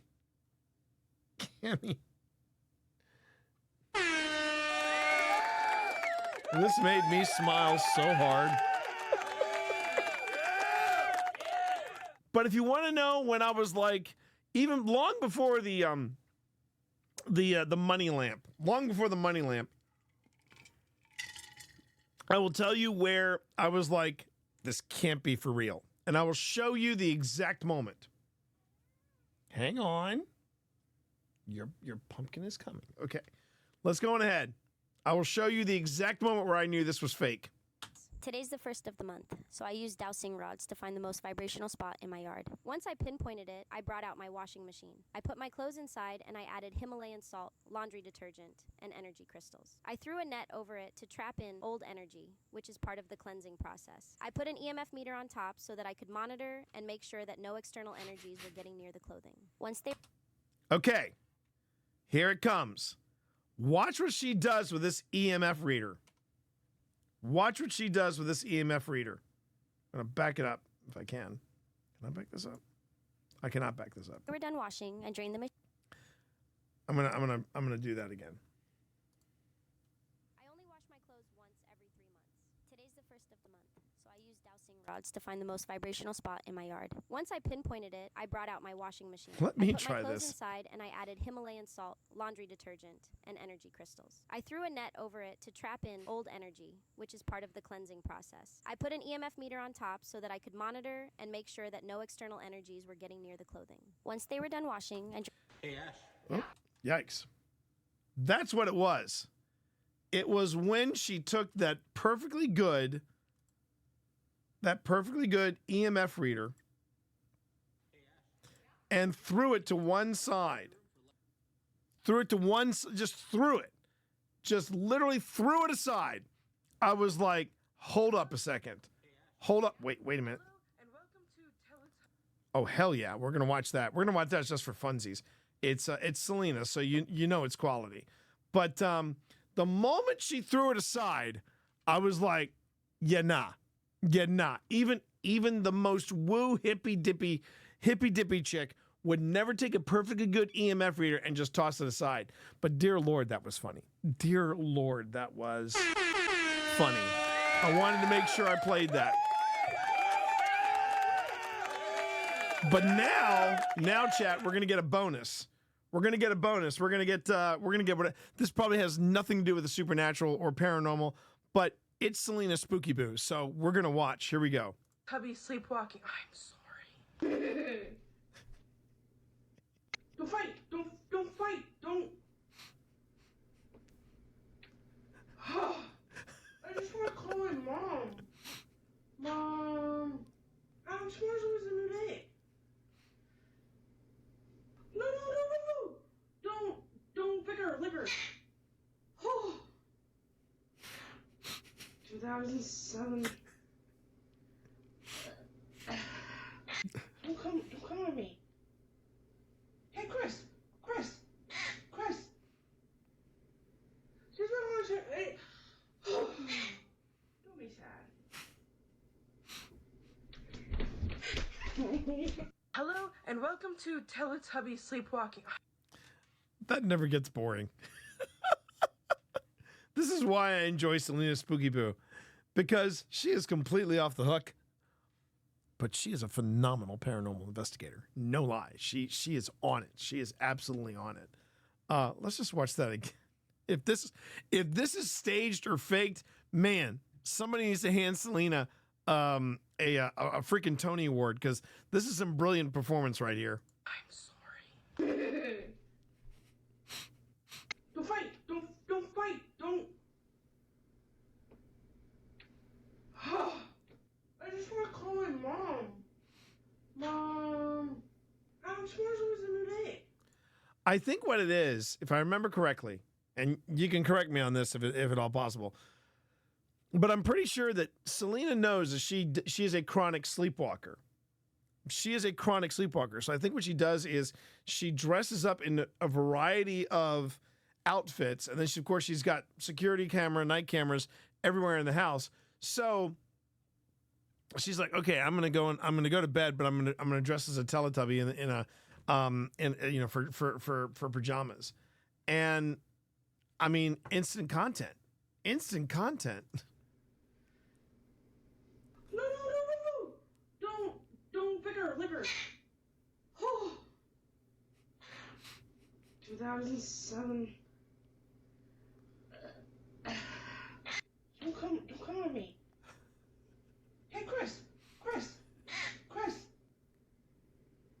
She's not on your. Hey. Don't be sad. Hello and. Please, Selena Spooky Boo, don't ever change. Okay. Great, Chris. Hey, Chris.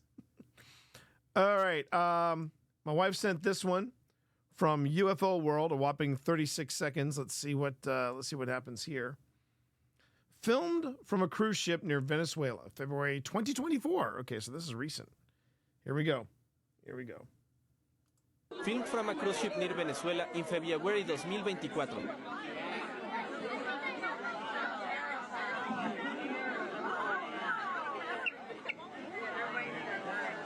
Okay, so there's the thing in the water.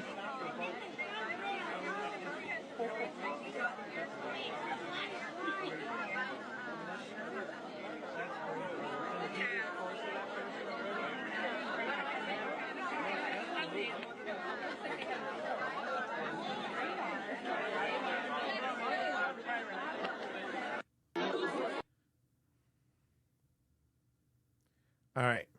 Filmed from a cruise ship near Venezuela. So, couple of things. You're telling me, of all the different cameras out there, all the different cameras that are out there, this was the best one to catch whatever this is. Yeah, I'm thinking this is some kind of algae. This is some kind of bioluminescence hoopa-choop that's happening out in the ocean, because that happens. That happens. There was actually a story from Jim Lovell, the commander of Apollo 13, where he said that he was flying, and this was, this story was not reenacted, but it was told as it was told from the POV of Tom Hanks, and this is actually something that did happen to Jim Lovell. He was flying a jet for the Navy, and all the instrumentation, and he was flying at night, and all the instrumentation on his cockpit basically went dark. So he was literally flying blind at night, and he was trying to figure out, where his ship was, and he happened to look down, and he saw this bioluminescent algae that had been kicked up by the wake of the of his carrier, and that's how he found his ship. That could be what we're looking at right here. It's not. I would not call that a UFO or even a UAP. I'd call that a USO, an unidentified swimming object.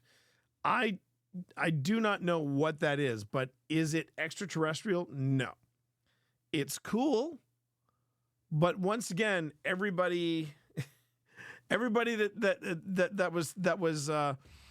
was filming it, they didn't have a decent camera to catch it, so they couldn't zoom in on it. So yeah, I'm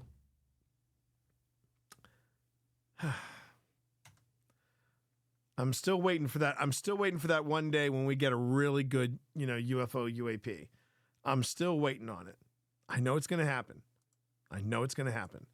I really and truly believe. Now, I have no clue what is up with this cheesehead.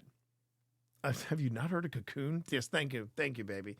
I'm not sure what's going on with this dude's cheesehead. I really am not. This is from, again, the Grim Gazette room.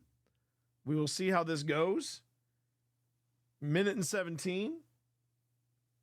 What are you doing down there, cat? Buddy? Oh, come on, Hudson. Don't roll. Hold on a second, everybody.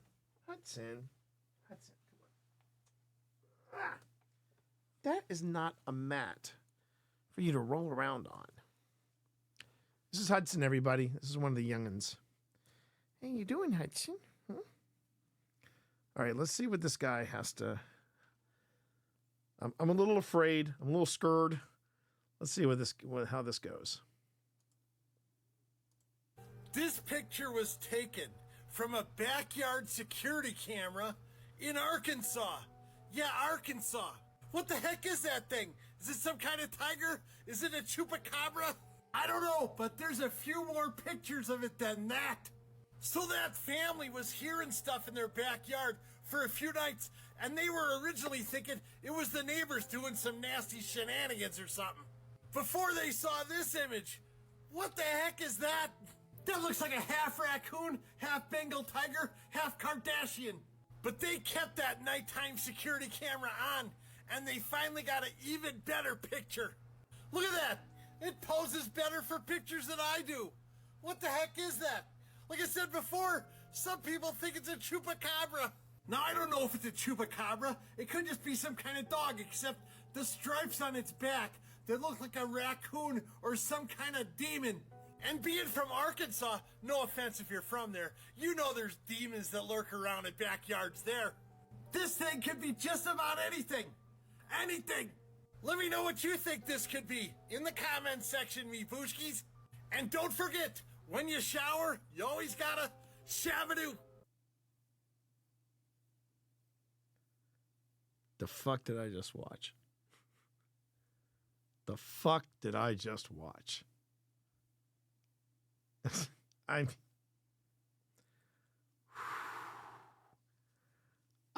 You know, thank you. Thank you. I think Twitch Mom said it best. He lost me at the cheesehead. He lost me at the cheesehead. And his affected voice didn't help too much. If you don't mind me saying, I think it's hard to take him seriously enough with his voice, but then you're going to put a cheese on your head. You ever wonder about that? You ever wonder, Hudson? Look at this guy. Look at this guy. Excuse me while I walk. I gotta walk that one off.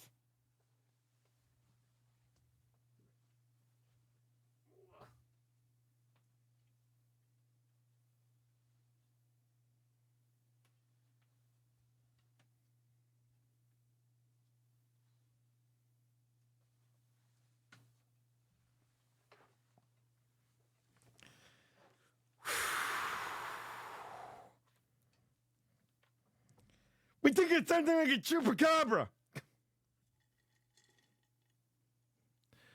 I really thought you people liked me.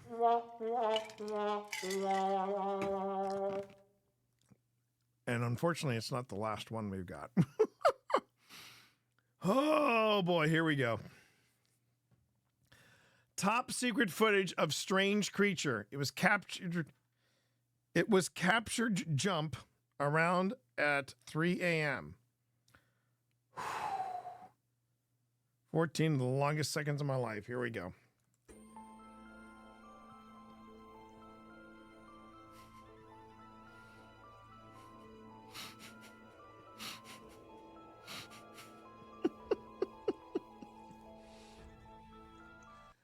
Oh, dear God, why are people... Oh, man. It is a person. It is a person. From the looks of things, this is legit. Yes, thank you, baby. Thank you, baby. Yeah. Shapeshifter. Thank you, baby. Thank you so much. You make things happen on this channel, and I appreciate you. I do. I really do, baby. I do. Just, man. I got to say, that's what I appreciate about you. Or drunk uni student. I'm thinking, okay, shapeshifter, drunk uni student. Shapeshifter, drunk uni student. That's a tough one. At least he wasn't wearing a cheese head. I could take him more seriously than the guy wearing the cheese head. Who sent me that? I want to know who sent me. I'm pulling up my Discord right now. God damn it, Secondhand. God damn it. If we ever do meet, I'm going to be wearing a cheese head and saying, hi, Secondhand. It was you. It's right here. It's right here under your name. You sent it on 5/17. No, not the guy with the burlap sack. The guy with the cheese head. The guy with the cheese head was Secondhand. The guy with the cheese head was Secondhand. Yes, you sent me the burlap sack. No, I'm not. Okay. I think on that note is when I gotta feed Benedict his pumpkin, because otherwise things are gonna get nasty. Oh yeah, I want a minute. I want a minute to that. Friend sent that to me, so I had to send it to you. I see. Well, shit. Hard no. Okay. Since you put it that way.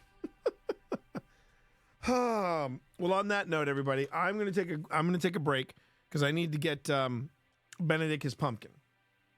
And once I get him his pumpkin, we're gonna go on ahead and get back here, and I'm gonna do the second half, the deep dive, which will be a very detailed review of the PENNHURST PARACON, which we just got back from this weekend. Thanks, everybody, and remember, this is the point where not only do I take care of myself and maybe get a little more hydration, but I want you to get some hydration for yourself. So if you're not hydrated, make sure to get hydrated and stay hydrated. If you haven't taken your meds, do yourself a favor. find your meds. Please take them. Take them now. I would appreciate it. If you're feeling hungry, have a snack. If you've been sitting down for a long time, get up and walk around a bit. It's okay. Take care of yourself. As much as I need to take care of myself as the content provider, you as my receptive audience have to also take care of themselves, okay? So let's take a break, and we will be right back with the second half of the Grim Gazette issue 16. See you in a few.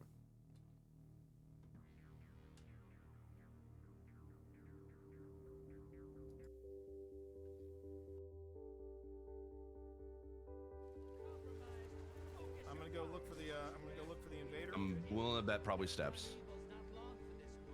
He is Steps because I am at drill and he is not here. Heading over there. I don't see him.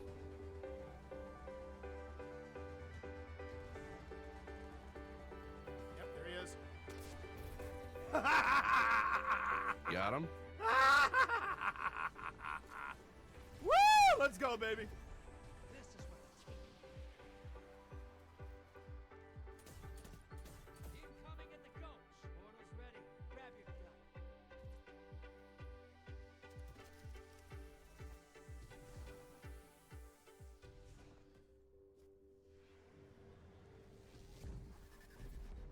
This is what the Taken feel.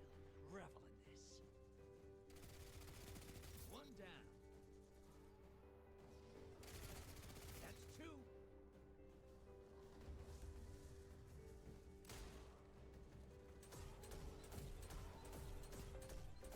10 seconds left. Bury another.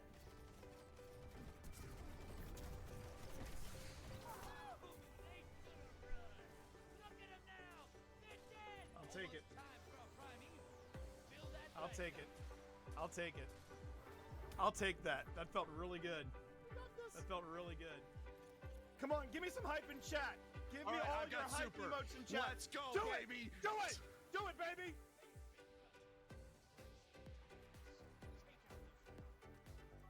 All right, I've got super going. All right, they are right in front of you. Throw it. Hit it, baby. Yeah, Hit it. I got some, baby. Oh my God, he got him. He got his first invader kill. Chat, can we get some hype in chat, baby? I got another one. There we go. Let's go. I'm just All right, I don't care. I'm camping spawn right now. It's a black guy doing this. And I'm back, baby. All right, let's kill this primeval and go home. Yes. Woo! All right, melt the primevals, fire team. Melt the primeval. Let's make this happen. Let's go. Oh, I'm dead.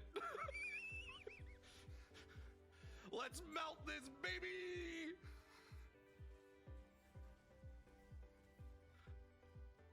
Let's hit this. Let's hit it. All right, hit let's it, go baby. out on a hit win, it with everything folks. you got. No, he's not. No, he's not. Yeah, Let's we did go! it, baby! Let's go!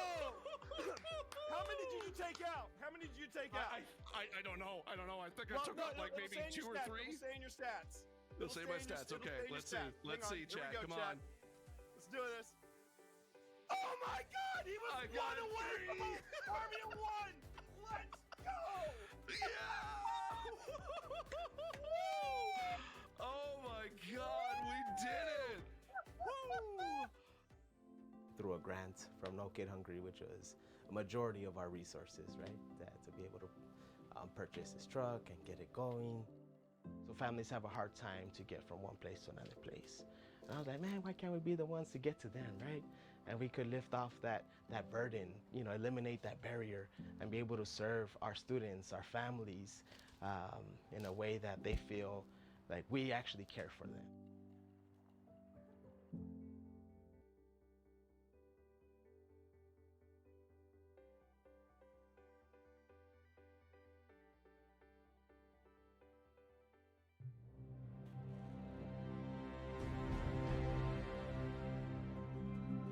Hi, I'm Steve Saylor, aka Blind Gamer Steve. I'm a content creator and accessibility advocate and consultant in the video game industry. My name is T Morris. People call me T. They call me T Monster. I also go by Twitch Dad. When I started looking into wanting to stream, I had known this dude here for about, I think about 10 years at that point. 10 years. And so I reached out to him. I was like, hey, you know what? I know you play Destiny. Would you be cool kind of helping me and guiding me through the game? I've never played it before. This is when I gave you a little bit of honesty. I said, are you sure you want me? Because you see me play, so you know how bad my aim is. It'll be the blind leading the blind. And he went, that's what we'll call it. All right, there's the Traveler. There's the Traveler in front of us. Let's go. Walk forward. Walk forward. I want you to enjoy this. As someone who has a disability where it affects my vision, and it is hard for me to be able to play games in general, having someone take the time and guide me through being able to play a game and not try to rush me through things, that meant the world to me. Where's that? All right. Oh, there he is. Yes! Yes! In any other game, it's usually people don't want to play with a disabled person, whereas with Destiny, I can jump in with T, I can jump in with my friends, and even when we just jump in with random blueberries in the community, we can still be able to help each other out, and that's why I love Destiny. Did you shoot my friend? That was a bad choice. It's all about being able to reach down, pick someone up, and being like, we can do this together. And that is being a hero, is being able to lift everyone else up. It's not about you. It's about the fire team. That's what makes a good Guardian, is when it's about reaching the end goal and reaching it together.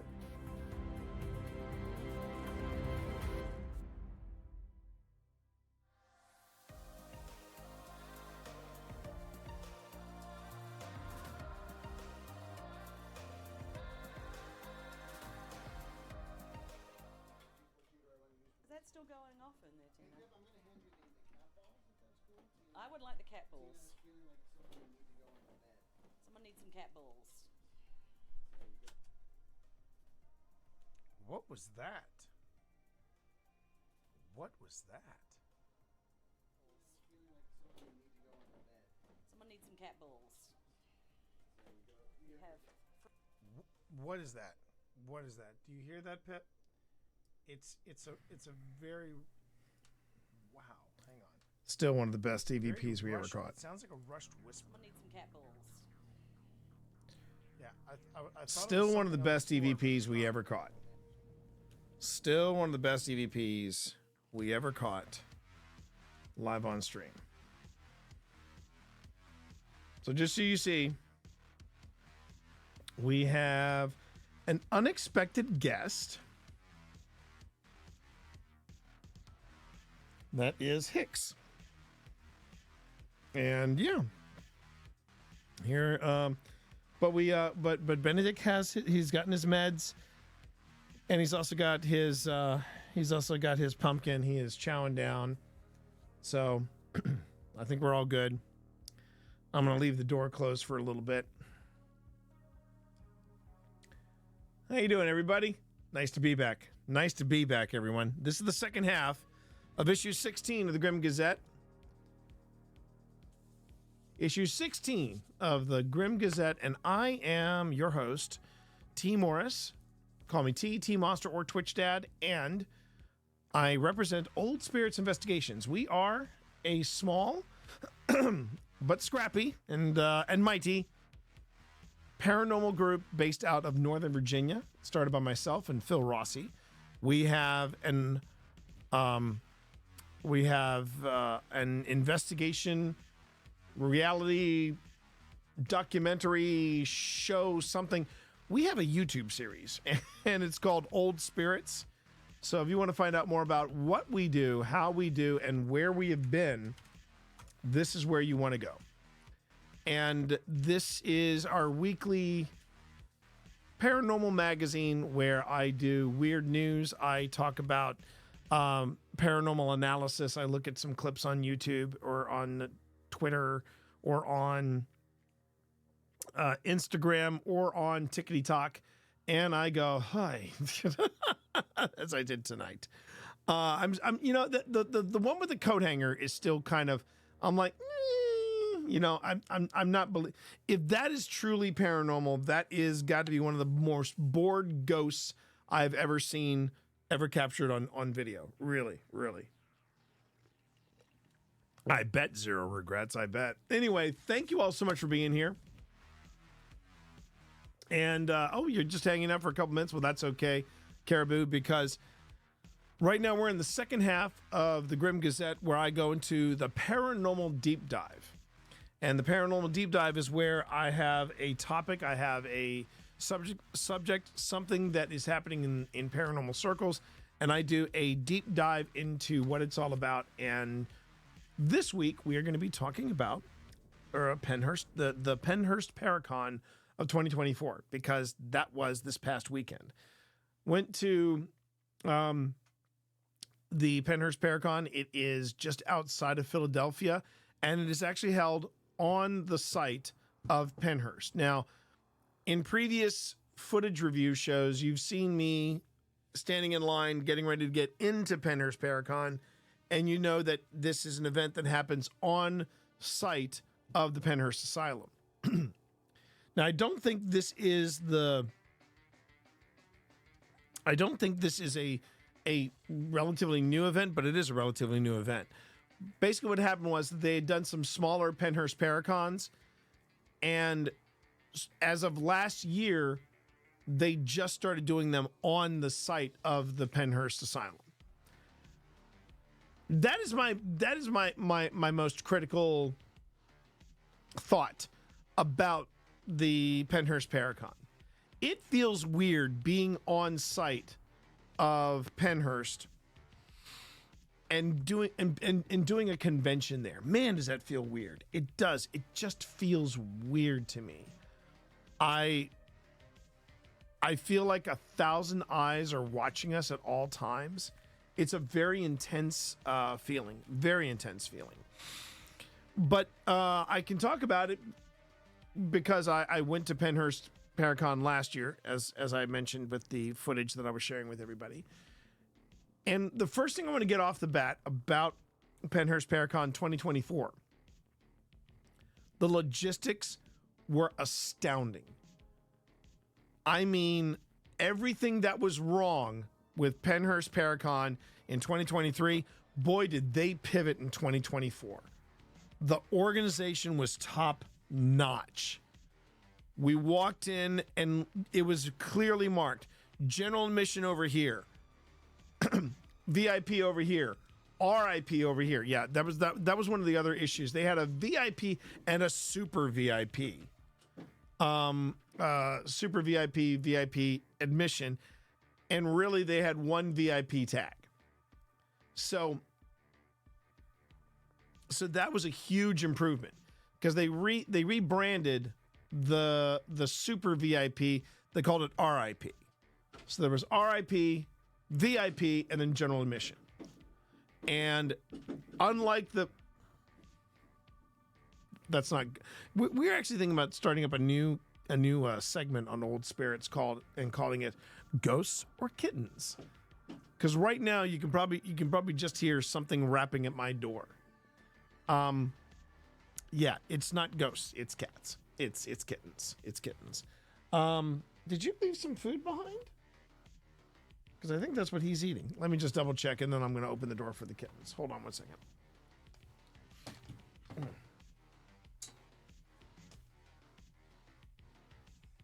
He didn't leave much behind. Here they come. Whee! Yeah. Now he has kittens. Actually, no. Caribou, this year was so much better organized. So let me explain what happened. So what I found out, or what we found out, me and Phil, was that the person that was supposed to be in charge of parking and, when to tell people to come in, they quit the day before. Now, this is the event in 2023. So it's opening day 2023. And people who are wanting to get in early for general admission, to stand in line for, say, 2 hours to make sure they could get in on time, they were showing up at 7:30, and they had to call the cops. they had to call local police to say, this is private property. You're not allowed to be on this space. And because they had nobody organized or set up to handle parking, parking was a free-for-all. People were parking places where they weren't supposed to be parking. And then somebody made the brilliant decision, well, let's go on ahead and let's let everybody in because there was such a crowd.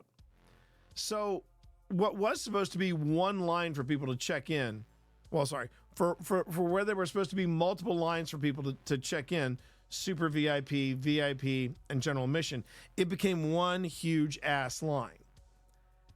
And there was nobody there telling them, oh yeah, if you got VIP, you can skip the general admission line, just go straight on in. And it was pure pandemonium. This year, however, PENNHURST PARACON 2024, the moment you walked in, there were signs that said RIP VIP this way, general admission this way. And then there was an actual staff that were there who not only guided you in and told you where to go, they would say, okay, if you are general admission, do not bother until coming here until 11 o'clock because we're not letting you in until 11 o'clock. If you had VIP, you could come in at 10 o'clock. If you were RIP, you came in at 9 o'clock. And everybody was accessible then. So you had the three different groups. You know, they staggered the entrances. People came on in, and they didn't start the panels until 1 o'clock. So already the logistics that were telling you, you go this way, you go this way, you go this way, just spot on. They freaking nailed it. Some other things they did logistically that I thought were terrific. They actually set up in one of the buildings. They set up a VIP RIP lounge.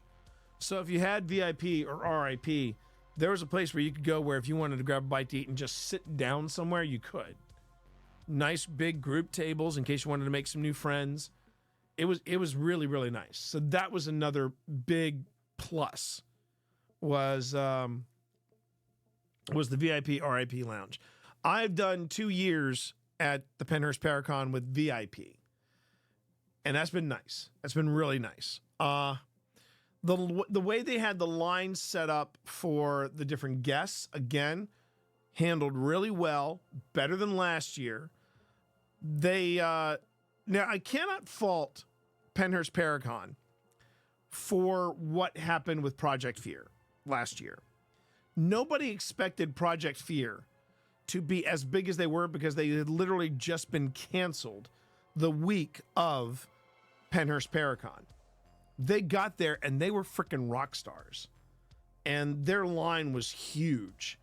But that wasn't, you couldn't fault PENNHURST because they didn't expect, even Dakota and the cast of Project Fear did not expect that kind of reception. And they tried to temper it this year saying, you know, it won't be like last year. No, it was even bigger. But logistically, PENNHURST was ready for it as well as for the Ghost Hunters and the Ghost Brothers. It felt like where you found people was better organized than the way it was the year that the first year I went. First year I went, it seemed like everybody was everywhere. Like Jack Osborne was just tucked away in this one odd corner, and Amy and Adam were tucked away in this corner in the Devon building. And then, you know, this time it was Project Fear, Ghost Hunters, Ghost Brothers. They were all under one. They were all within earshot of each other, with the exception of Amy and Adam. They liked being indoors, so they were indoors, which actually turned out great for them because, yeah, we had rain on the first day, and it was rough. It was really rough. So let's talk a little bit about what happened. The way we broke it down, the way we decided how we were going to do PENNHURST PARACON, because the first year we did it, it was me and Phil, just the two of us. And we had a great time, all logistics aside. The logistics were a nightmare trying to get in there. Now, they did try to course correct Sunday, and they did a great job with that. And I want to make sure this is clear too. The staff of Pennhurst and the people that were volunteering and helping out all weekend, can we just get a huge thank you for the hard work that you all did? That was the staff of the event, and in particular the Pennhurst staff, were absolutely spot on. In fact, going even further, unlike last year, this year they actually had taken one of the buildings and they're turning the building into a museum about Pennhurst. And they acknowledge, yes, at the end it was a horror show. You know, there's a reason why you've got the title of the Pennhurst Asylum documentary that basically led to its closing was called Suffer the Little Children. It is a hard watch. While we were waiting to see Project Fear,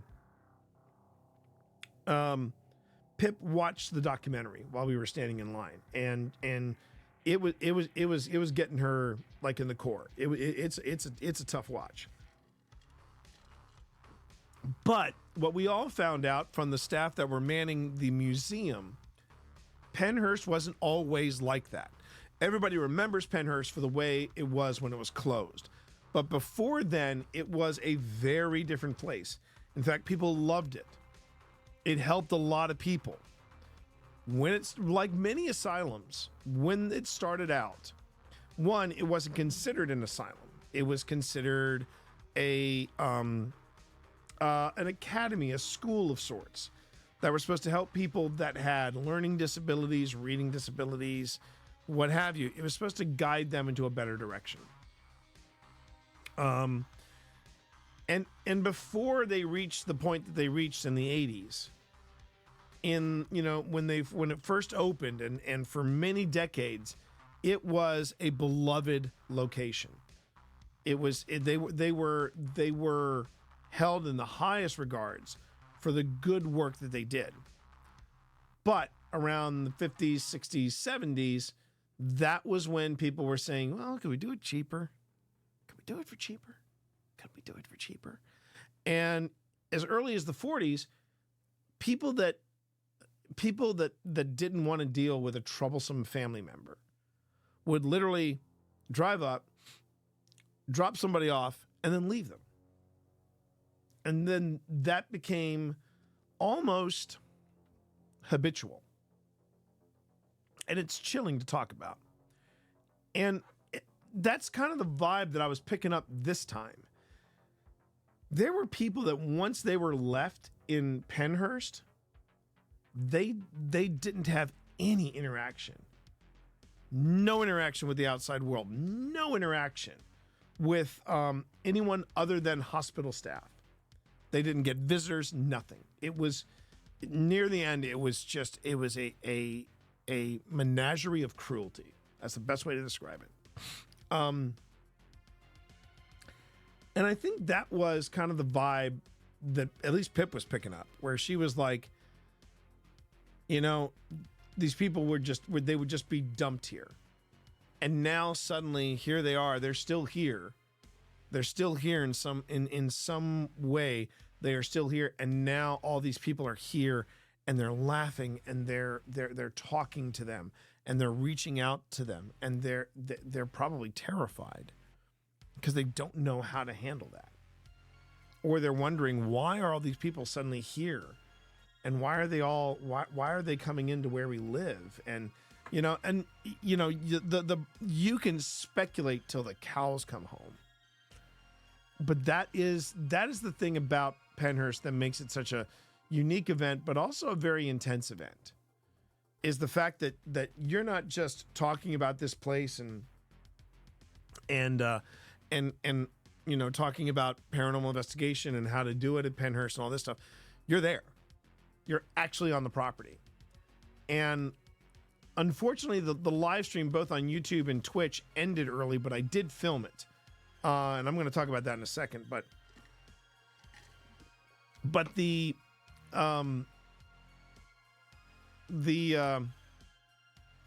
do open the buildings And if you want to try to attempt to do paranormal investigating, you can. You just have to accept the fact that this is a public event. And people are just coming in and out. There's a lot of foot traffic, and you might get nothing. But we'll talk about that in a second. So based on what Phil and I experienced last year at PENNHURST PARACON, we said, okay, we're going to make Saturday our panels day. We're going to do our panels on Saturday, and on Sunday, we'll make that meet and greet. You know, we'll see if we can't meet some of the people, and we'll do some exploring and some paranormal investigating if we can. So let's talk about that. Now, the reason we did that was because, based on our experience last year, and PENNHURST, I give a lot of credit for PENNHURST. One of the things they do is they keep it simple. They do panels, through the day, starting at 1. And then they repeat the same schedule. I believe it was a repeat of the same schedule on Sunday. And they don't make it a topic of discussion. They don't even have moderators. Well, this time their moderators, basically people that were passing around the microphone. And whoa, Danfinity raiding everybody. It's a Danfinity raid. How you doing, Dan? Let's go, Dan. What is up, sir? Good to have everybody here. All right, unfortunately, I'm gonna have to edit all this stuff out, but I'll take it back. I'll take it back a bit. But it is Danfinity, so I definitely have to do this. Hold on one second. Hold up, please. Yep. Danfinity, you cad. You rapscallion, you, it's me, your old pal Twitch Dad. So happy that you brought the Beardo Legion over here to come and kick back with me as I talk about PENNHURST PARACON. Yes, things got spooky, which means I made sure to pack the brown pants. Speaking of pants, you know what to do. Drop them trowel, prop up those feet, and kick back and relax with me, your best new pal on the internet. You know who you're talking about. Me, your old pal Twitch Dad. There you go. All right, for anybody in the Beardo Legion who do not know who I am the T Monster. You can call me T Monster or Twitch Dad, and I am a proud member of the Bearded Legion. I am way overdue into running with my man Dan, and I had the pleasure of meeting Dan when I was many years ago. It's turning out now, many years ago when I was out for Gen Con. We were out at Gen Con. It was a good time. But I'm overdue, man. I'm going to make it a point to try to get back into pre-pandemic. Yeah, in the before times. Why, look at that. No, panic. No, we still got the steampunk heart. Steampunk heart still be there. Hold up. There you go. Or you can just do command love. That'll also pop up. So no worries there. We are all good. And so Dan has been there with me through many raids, and I'm a little behind in what I want to do in Destiny. So hopefully I will be dusting off the cobwebs off of the Warlock and getting back into the swing of things. Dan, how are you? Now, I'm trying to remember, are you also doing are you still doing Destiny on Tuesdays, or are you doing something different? What did you get up to while you were while you were streaming today? Tell me all about it, my man.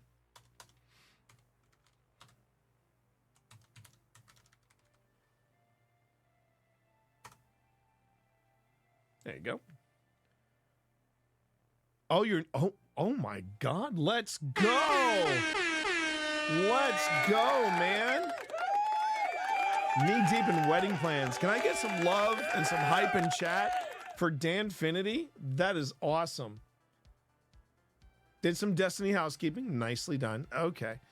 Should be fun. No, it's going to be a lot of fun, Dan. It's going to be a lot of fun. Finally, you make Jenny into, an honest woman, for God's sake. And then, and then of course after that, it's just a roller coaster ride of joy. Some high points, some low points. You're gonna get through it. You're fine, man. You're fine. Just remember, whatever you did to get a woman as great as Jenny, you don't deserve her. Same way as I don't deserve my woman Pip. I do not deserve that woman, but I worship the ground she walks on. You know how it goes. Anyway, buddy, we are overdue. I'm going to try to remedy that.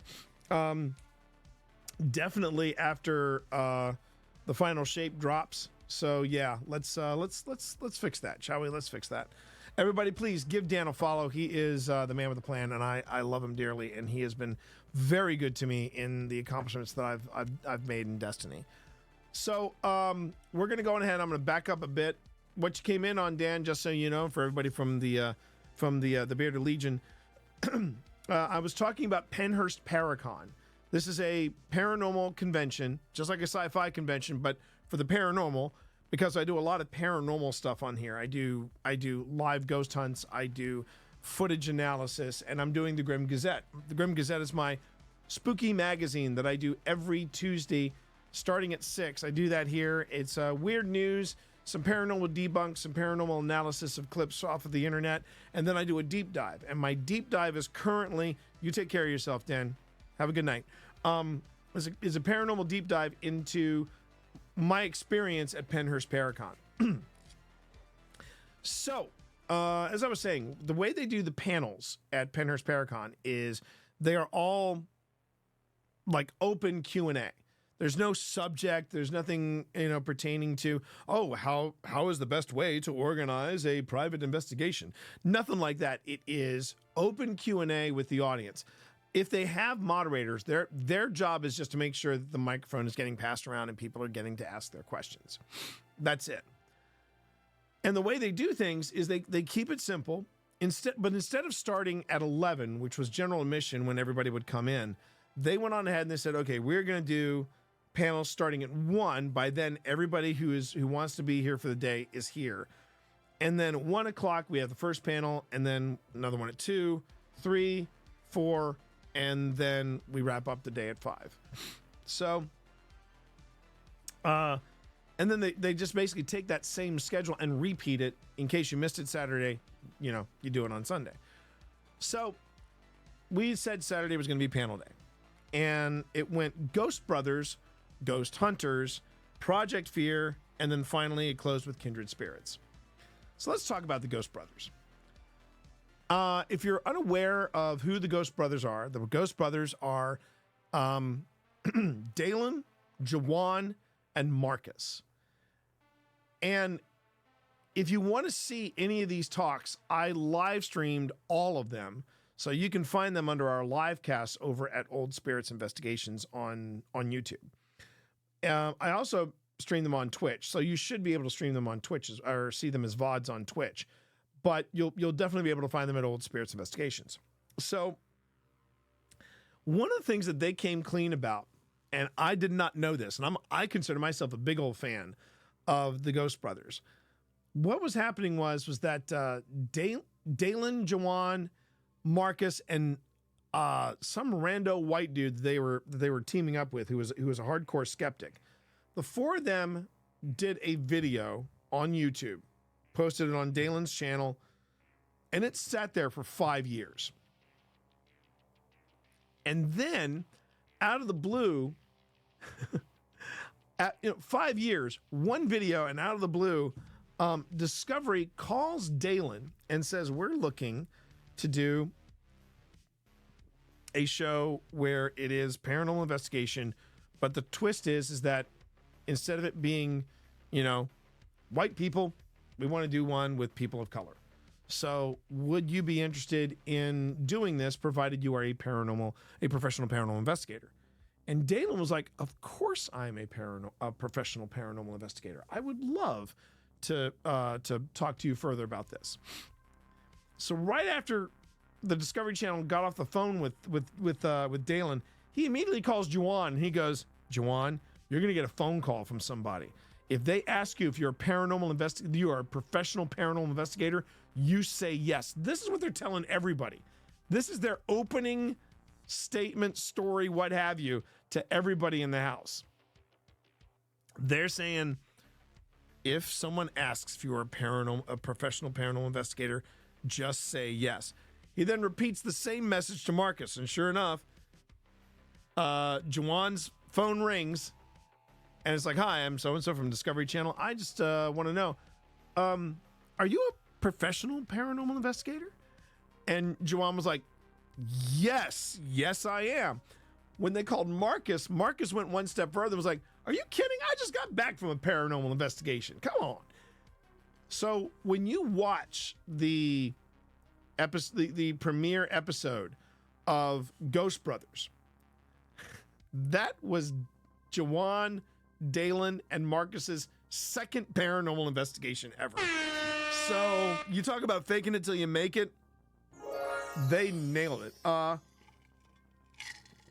And I am not kidding. My face hurt so much after they were on stage because they were just killing it. They were just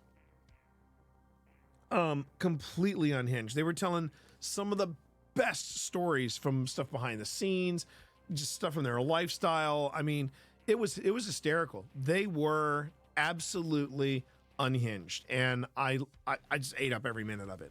That was when I felt the most fanboy. I won't lie. That was when I felt the most fanboy. When they were on stage, they were a stitch. But the best story, now at least for me, my favorite story. And again, you can watch this on the lives that I've got posted over at Old Spirits Investigations over on YouTube. Let me just pull that up. Make sure to go to the lives because that's where they'll be.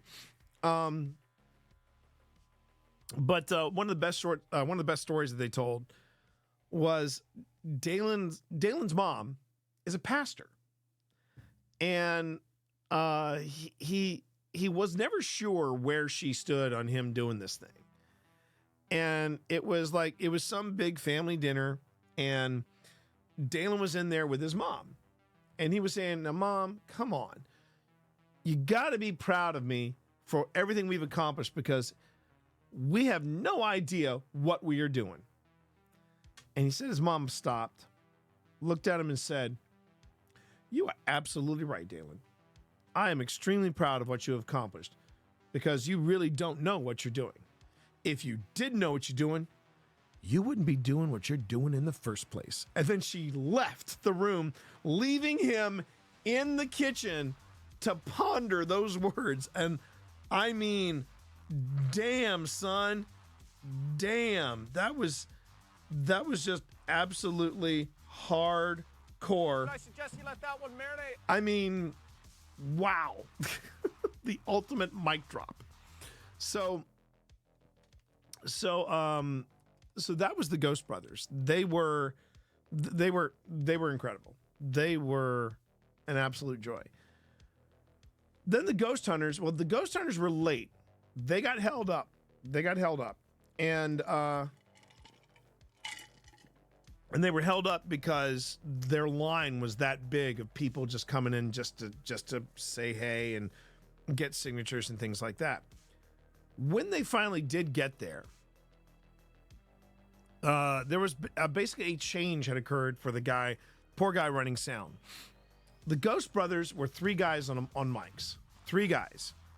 And there was actually a total of 4 mics because massive shout out to the sound guy over at PENNHURST PARACON because he actually saw me in the front row and he was looking at my camera and he goes, "You know, I could set this up where if you wanted to have a wireless patch, you could get my soundboard into your video." And I didn't ask for it, but he just went on ahead and set me up. So there was 4 microphones there. 3 microphones for each Ghost Brother and then a 4th mic. Then the Ghost Hunters showed up. This is a team of 6. And on the same table where there were 3 mics and then 1 mic by itself, there were now 4 mics. No, excuse me, 6 mics. And then the 7th being the one that I was connected to. Which meant we had feedback all over the park. And to really kick this up even harder, because there were so many people waiting, the crowd that was waiting for the Ghost Hunters were waiting for an extra 20 minutes before they finally showed up. Again, nobody was pissed because they were the Ghost Hunters, they're the OGs, you know? And they show up, but now they're having problems with the mics. And God love him, God love him. My partner in arms, my guy. I got to say, that's what I appreciate about you. Phil Rossi gets out, sneaks behind, and he's like, "How can I help you?" And he actually balanced the sound and fixed the sound for the ghost hunters. So I suggest you let that one marinate. I'm proud of my boo. I'm proud of my boo. He just knocked it out of the park. But then the ghost hunters were kicking around. Oh, and because there was all this chaos going on with the sound. Jason being Jason, this is something I think I learned about Jason Hawes. Gentleman that I've talked about before, and I did a deep dive on some of the stuff that he's done recently on YouTube and elsewhere. So Jason is the kind of guy that if technology isn't working or if something isn't going to plan, Jason just tries to take charge and make sure that the boat doesn't sink. That is the way of Jason Hawes, at least from what I'm seeing, right? So so Jason, instead of being up on the panel, he grabs his mic, he goes out into the audience. And he's basically, because he knows his mic works, he is taking questions from everybody. And I mean, I've got my hand raised because the other two moderators are also trying to get their mics to work. And once Phil fixed everything, their mics were working fine. And then Phil could go on ahead and get back to the seat. That's what I appreciate about you. Oh, yeah. So, Muscle, thank you very much for that. Can I help you reach 50 followers? Thank you for your help. Honestly, I can't. I don't know how. I mean, Muscle, I don't even know what you do. So that's and I don't know where you picked up this this tip. I don't know who gave you this tip of randomly coming in and the first thing you're doing is asking, "Hey, can you help me get to 50 followers?" I don't know who gave you that tip. That's a terrible tip. That's a terrible tip. The thing you want to do, is you want to be part of the community. You want to be part of the crew. Stream. That's the best thing I can do. It's the best thing I can tell you. That's why you're getting timed out. Because that's just not cool. You just don't do that kind of thing. And I appreciate the follow, but in all seriousness, I can't tell you how to do how to get to 50 followers apart from streaming and letting people know that you stream. That's the best way. I've had to work hard to get here, and I'm still an affiliate. So I wish I had a better plan for you. But I can tell you this from beyond a shadow of a doubt. Do not come into someone else's stream and say, "Hey, can you help me reach this number?" Because all I did was time you out. There are going to be streamers that will straight up block you. So keep that in mind. Just be you, my friend. Just be you. That's all you can do. All right. Getting back to what I was talking about. So Jason is in the audience now, taking everybody's questions along with the moderators. So that's what's going on. And then I'm raising my hand because I had a serious ass question. And suddenly Jason comes up to me and hands me the microphone. So I am now literally 2 feet at most. I am 2 feet away from Jason Hawes. Now, I don't know if any of you remember this, but Jason actually paid us a visit at Old Spirits because rewind the clock back a bit. I did a Grim Gazette on about actually 3 months ago. 3 months ago, we did a 3 months ago we did a Grim Gazette about and I called it "He Came Clean," okay? And the Grim Gazette then, when I said he came clean, I'm sure people are like, "Oh, he came clean about Cody and Story and all that." No, this was about he came clean about what happened between him and his former partner in crime, and his former partner in crime, Grant Wilson. And if you remember in that episode, I'm getting there, Cammie. I'm getting there. If you remember in that episode, I said, can I pause for a minute and just talk about how good Jason Hawes looks? And I described him as being stacked, jacked, and packed. Don't know if any of you remember that. Well, now actually I did this show 3 months ago. A month ago, Jason Hawes commented on that episode on YouTube. And this is what he said. Besides having me blushing from 8:30 to 9:30, I think this is a great video. You were respectful, made valid points, and came across professional. To answer your thoughts at 57:30, I just wasn't happy with the direction some networks wanted to go. I'm lucky enough to be in control, and demons and possessions are overrated. Hopefully you can catch the investigations we have recently posted and give us your thoughts. Nice work, sir. Stay safe and on to the next. Here was my response to that. This is on YouTube. Okay, a little unpacking to do here. 1, holy shit, that just happened. 2, I have been watching, and it's pretty cool watching you test the waters of YouTube. For what it's worth, I've been on this platform for a while, so please, if I can help you in this pivot to YouTube, feel free to ask. And then in 3, if you're ever in Virginia, OSI would love to show you the sites. He responded again. So I'm having a back and forth with Jason Hawes here. If I come to Virginia, I would be honored to meet up. So, so this is what you got to keep in mind, that I described him as being stacked, jacked, and packed. So I'm sitting there with the microphone. Jason is 2 feet away from me, and I said, well, Jason, and Jason's a tall drink of water too. I should also mention that, because he's I think he's like a half foot taller than me.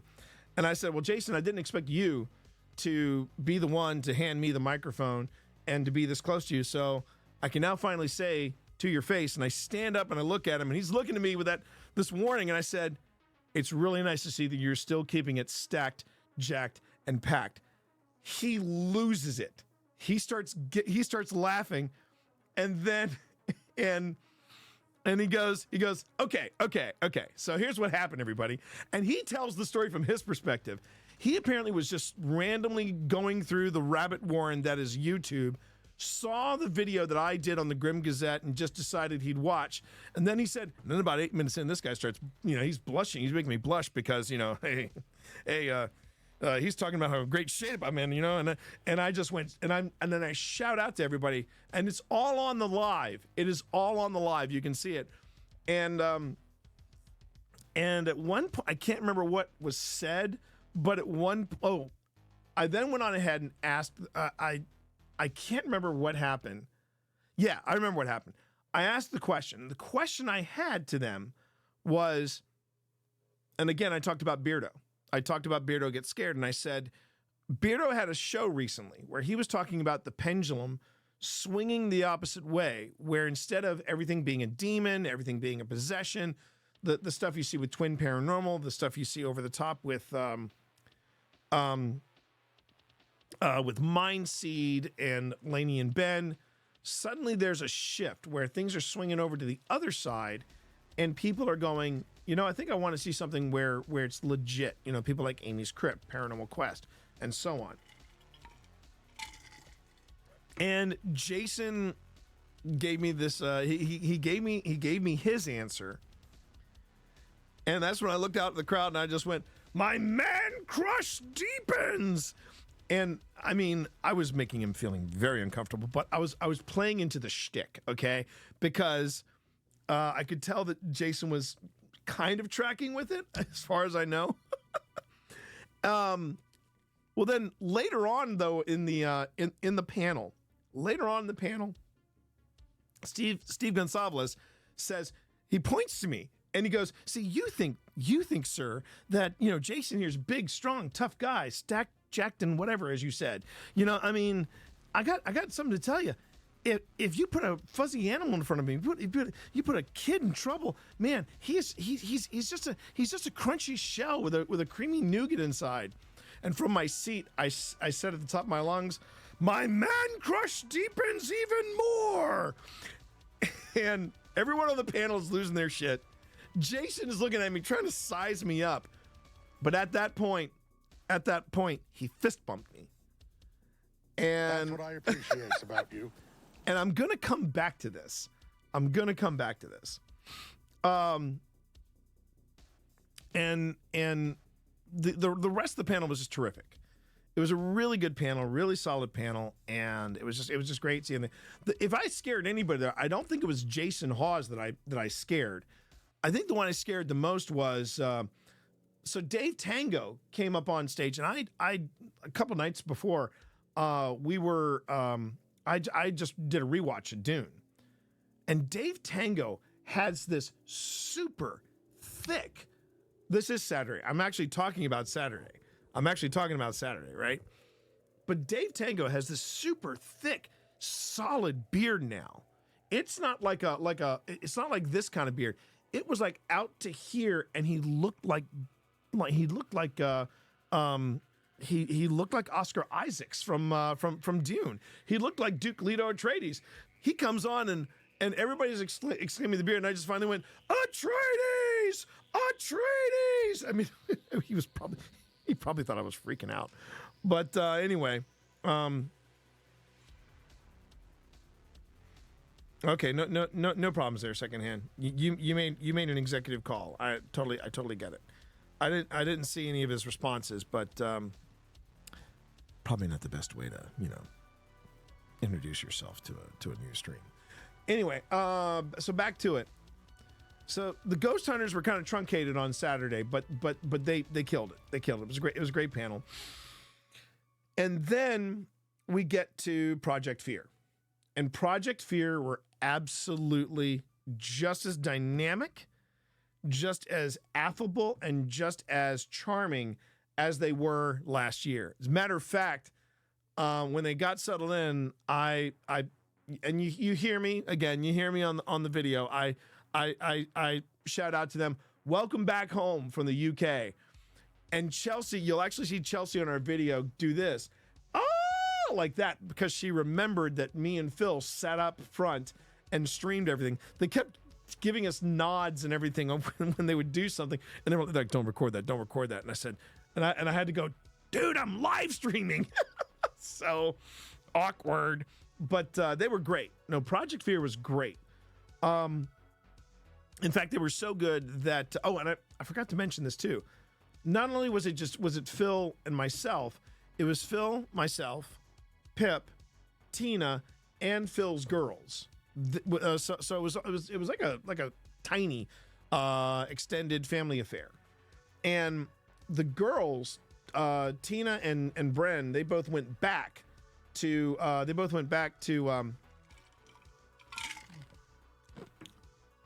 the girls went back for the second day because we were waiting to do meet and greets, but the girls went back to see the second Project Fear panel. I'm gonna let you in on a little something that we didn't hear that was pretty amazing, and it also made me realize I could in fact dislike Zach Baggins even more. Apparently, in the first season, Baggins went to Dakota Layden, guy in charge of the team, and he said, "Yeah, I think the show would be a lot better if you got rid of Chelsea." I mean, think about that for a second. I suggest you let that one marinate. Baggins tells Dakota, "Drop your sister." I mean, first off, yeah, exactly, secondhand, exactly. Well, let's be honest. He is intimidated by someone like Chelsea, who is in the medical profession, has a doctorate, and is a confident, beautiful young woman in the paranormal. I mean, it was ridiculous. And the fact is that you've got a dynamic with the guys, but you throw Chelsea in there, and it just sharpens up that dynamic even more. Chelsea not only deals what she gets. When the only time Chelsea has ever bailed,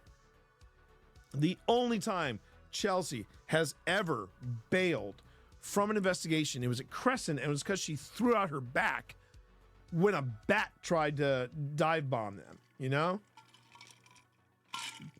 But it wasn't just Dakota that said, oh, hell no. It was Tanner and Alex. I mean, the four of them are tight. Four of them are mega tight. And it's one of the reasons why I love watching them.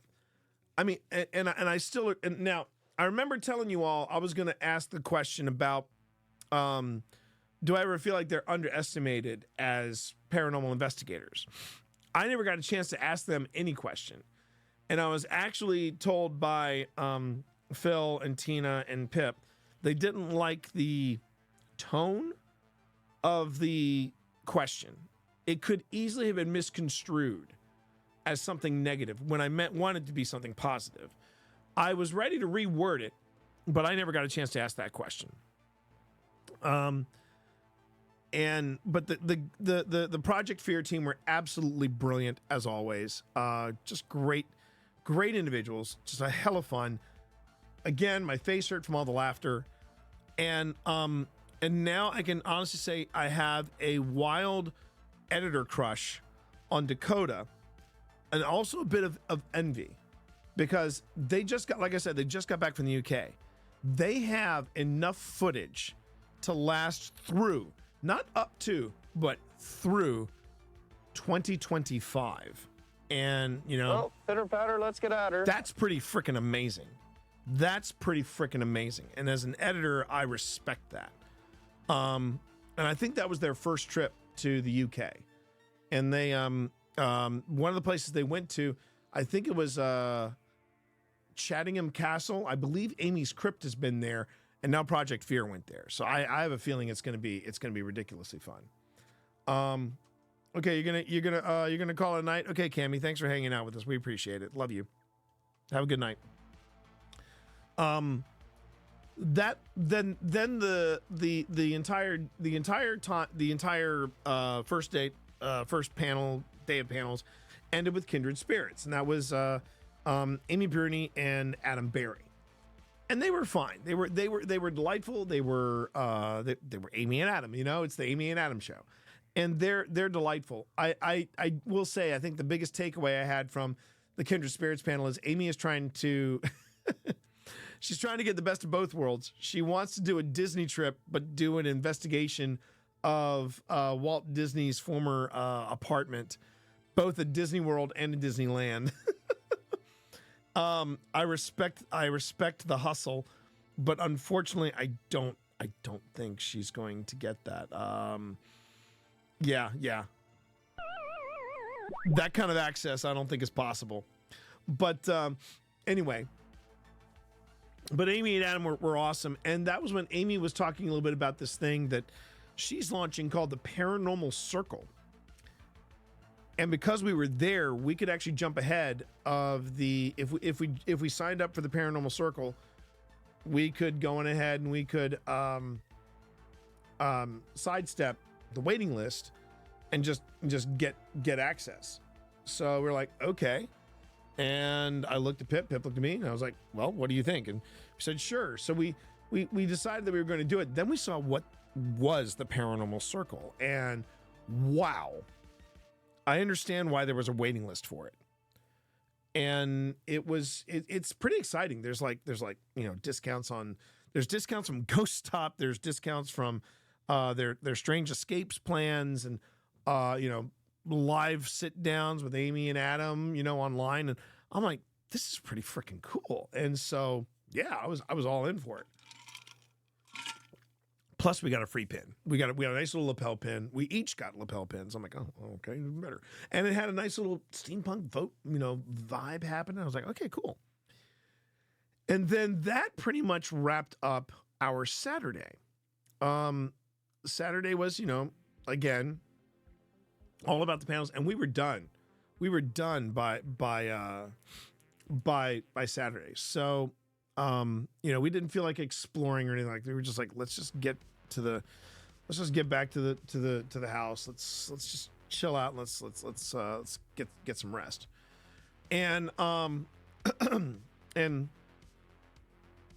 and we decided on a whim, to go downstairs and check out the basement, because this house that we were in was, one, old. This Airbnb was very old, but it also just been renovated. And we were like, huh, okay. And Phil was picking up a vibe from the basement. So we went down, did some light investigation down in the basement. I need to go through that evidence to see if there was anything that we got, because I don't want to say there was some vibe happening down there, but there were some things that happened while we were down there in the basement that made me go, okay, that's interesting. It's very interesting. And I got to say, again, mad props to our girl, Tina Rossi, who just, I mean, man, she nailed it. It was just the place she found us. I slept hard. I slept hard. All of our beds had memory foam, so I was out. As soon as my head hit the pillow. So we go back Sunday, and Sunday we said that's going to be meet and greet day, and it's going to be meet and greet day, but it's also going to be we shop around if we decide to shop around. We'll also do some investigating. If we can get some investigation in. So we meet the first with the one we made priority on was Project Fear, because we knew they were going to be the busiest, and it was great. It was great. First off, the girls went totally cuckoo for Cocoa Puffs over Project Fear. They really enjoyed meeting them. We let the girls go ahead of us so that the parents wouldn't embarrass them. We got photos taken with Project Fear. Really nice people, super nice people. Oh, and I showed them one of the things that came up during the panel, that came up during our visit with them, was egg roll. There's an episode of Project Fear where a little tabby that's resembling Dorito, but maybe it was about a month younger, hopped up in their laps and basically a month older than Dorito, was just making himself right at home with the Project Fear team, and the Fear team fell in love with him. And people were asking about, they christened the little kitten Egg Roll, and everyone was asking about Egg Roll. Alex was getting a little choked up. And then I told Alex and everybody else the story of EVP, and all of them were just like, "Oh my God, dude!" Now we couldn't chat with them as much as we did last time, but I did remind them, I want them to come to Virginia. I want to make them brisket and 4 cheese mac and cheese. I want to take care of them, and we'll see if they ever take me up on that. And then there was Kindred Spirits, and that was where we got a chance to say hey to Amy and Adam, and we did pictures. We joined the circle. They were delightful, as they were last year. But the funnier bit was that Adam and Tina were bonding because apparently he needed something done DIY, and Tina's the DIY goddess next to Pip. And somehow Phil got Tina in touch with Adam, and the two of them have now become besties. They've become DIY besties, and they were like swapping pictures. It was ridiculous. It was so funny. And of course, I didn't have the gumption to take a photograph of it when it was happening. But we signed up for them, and we were like, okay, so we took care of the paranormal circle. We all signed up for it. And then of course there was, so we did Project Fear. We did this, and they said, so what do you want to do next? And I said, it might be a big line for the Ghost Brothers. So why don't we do the Ghost Brothers next? Well, by then the panels had kicked in, so we were going to have to wait. So that was when I did the Estes method that I found out later. I was streaming it and it was going really well, but it turns out that the stream conked out on both YouTube and Twitch, and I apologize about that. But here is what happened and why that's so funny. So they just opened up this new building called Tinicum, and it was, they also, that was something new. We had access to Mayflower. We had access to Devon, and then we had access to Tinicum. This was the brand new one, right? And I set myself up for an Estes there, and we gave it a shot. I come to find out, though, and this time no Jubal Early fangirl had anything to do with it, my SB11 no longer works. I have to find out tomorrow what the story is about the SB11 because now I can't plug headphones into it. So a little frustrating, but the good news is we had another spirit box we could call on. So I set myself up in the spirit box, and it was just me and Pip starting off. It was just the two of us. And I put on the blindfold, put on the headphones, went under. As I'm under, I'm picking up the stuff that's happening, and I could just hear Phil's voice. I could hear his tenor, like I could hear somebody with a very deep voice asking me questions. And that's what it sounded like, but I knew it was Phil. I was like, okay, so Phil's here. So I felt like I was getting all wibbly wobbly, timey wimey because, I could hear Pip over here, then I'd hear Pip over here, then I'd hear over here, then I'd hear Phil and Pip basically interchangeable, and it was just really disorienting. The funny thing that I didn't know was going on, and apparently this was we caught all this on film, was people were coming. Now remember, this is a public event, so people are coming in and coming out, coming in and coming out. They're walking through. They're basically taking in all the sights. But then in the middle of this area, there's this guy doing the ST session, and I am completely oblivious to what's going on. But then I feel Pip tap me out. I don't know how long I've been under, so I take off the headphones, take off the blindfold, open my eyes. I am surrounded by people. There was at least like 10 or 15 people standing around us, all watching me, and I just kind of like, oh, hi. Nobody, we didn't break out into spontaneous applause or anything, but it was just kind of freaky. Just because when I went in, it was just Pip, and I expected to just see Pip, Tina, and Phil. Oh no. I apparently had brought in an audience, and people were gasping audibly at what was going on. While we did not pick up all of the ST session, I am going to release somewhere. I am going to release the full ST session. So I just gotta pull it off of the cards and get it done. That was fun. So we got our gear and everything, and we kept checking to see when the Ghost Brothers and the Ghost Hunters were going to come back. So the Ghost Brothers eventually in the day, and this is that was the other thing I wanted to say too. Ghost Stop was there. Ghost Stop was actually there at the event. Never got a chance to go back and just say, "Hey guys, I love your gear. I want to let you know I love your gear. Hey, by the way, my box stopped working." So, yeah, it was just ironic that we actually were all in the same space, and I still couldn't get out to where the Ghost Stop crew were. But we got to meet the Ghost Brothers. But while we were standing in line for the Ghost Brothers, out of nowhere, I see Kenny Biddle walking through the crowd.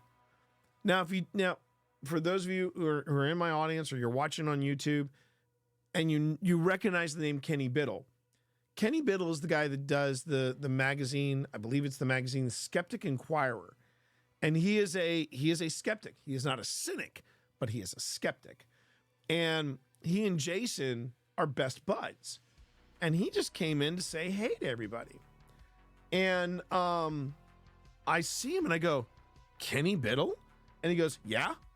And he stopped and had a conversation with us. I was floored. I'm like, holy shit, I'm here with Kenny Biddle. And we were chatting away, and then I introduced him to Phil, and I go, my buddy Phil here, who I do paranormal investigations with, we do a podcast. Or he does a podcast, and I think he would love to have you on there. And Phil's like, yes, I would. And then they exchanged information. So that was cool. Again, this is just standing in line for the Ghost Brothers. we get to the Ghost Brothers, and Tina and Pip want to do pictures just with them. Then they would do a group picture with us. So what happens? They start hitting on Tina and Pip. The Ghost Brothers hit on our wives. There you go. So, and we got the biggest kick out of it. We did. And at one point, Juwan is taking our orders, right? He's taking our orders for the photographs that we're getting. And he's like, okay, that'll be, and he gives the price. And I go, well, if I throw in an extra 20, will you take the shirt off? And he looks up at me. Because that was the joke, was that they were struggling to make sure that Juwan never took his shirt off in different episodes. and during his panel, he started taking his shirt off. And of course, everybody lost their minds. But Juwan looked at me offended. He was like, yo, man, that ain't enough. He was just like, okay, fine. If I'm gonna throw in something, it's gonna be like 50 or 100. If the ladies had asked, it would have been for free. But there you go. Those guys were a stitch, and to meet up close and personal. And I did feel a little fanboy. I fanboyed, of all of them, I fanboyed over Marcus, because I went up and I said to Marcus, look, Marcus, now that I know what the real story is about you guys, the way I looked at the three of you guys, Dalen was the infamous leader, Juwan was the pretty face, and you, my man, were the plucky comic relief. I get that. And I said, but when you look at that first investigation and then you follow your progression to Waverly, and I couldn't stop myself. I just looked at him and said, dude, you fucking killed it. You fucking killed it at Waverly. And he's like, yo, dog, come here. And he was so nice. He was so freaking nice. They were fun. They were a lot of fun. And then so we basically did everything we wanted to do. We got to Project Fear. We did the touch base with Kindred Spirits and did the Paranormal Circle. And then we got to see the Ghost Brothers. And we were going to pretty much move on to, some more investigating. I said, actually, I think I want to stand in line for the Ghost Hunters. And I told them, I said, look, I want to make sure Jason knows that I appreciate, him playing along. I want to make sure he was being a very good sport because I was over the top. And when you watch the video, I was, in fact, at one point, after I asked the question, Jason had moved like at least 6 feet away from me. And I just giggled because I was like, he is all the way over there now. I was just scared the piss out of him. I mean, it was hysterical. But I wanted him to know that I appreciate it, and that he was a good sport. We're standing in line for the Ghost Hunters, and Jason, I think, had to, go to the little Ghost Hunters room. So he's walking by and he makes eye contact with us. Phil and Pip both chime in. We promise he is in much better spirits. He will behave himself. And he looked me up and down and went, doubt it, and kept going. And we get up to the table. And he sees me, and I've got my card out, and I was getting ready to get the, get the whole deal. I was going to get the Ghost Hunter photograph, and I was going to get everybody to sign it. He grabs the photo, and as he's signing it, he says to the woman taking the cash, he says, "Don't worry about it." And she looks at me, she looks at the picture, she looks at me, and he's like, "Make sure to sign it. It's this guy." And they're like, "Oh, it's the guy." And I said, dude, I just came over here to tell you what a great sport you are. You don't have to do this. He goes, no, I got to do this. And Jason comped me the full signatures of the Ghost Hunters and the shot of all of the entire Ghost Hunter Taps team. I was absolutely floored. I'm not going to go into the numbers, but let's just say he didn't have to do that, but he went out of his way to do that. And we started talking about Annenberg. And I said, I'm serious, Jason. I don't know if you were ever in, or if the Ghost Hunters or you and JV are in town, in September, but if you want to come down, or if you're ever in the area, we'd love to take you to Annenberg. We'd love to have you there for when we go in there. Jason gave me his personal email, not his business email, his personal email, and said, contact me.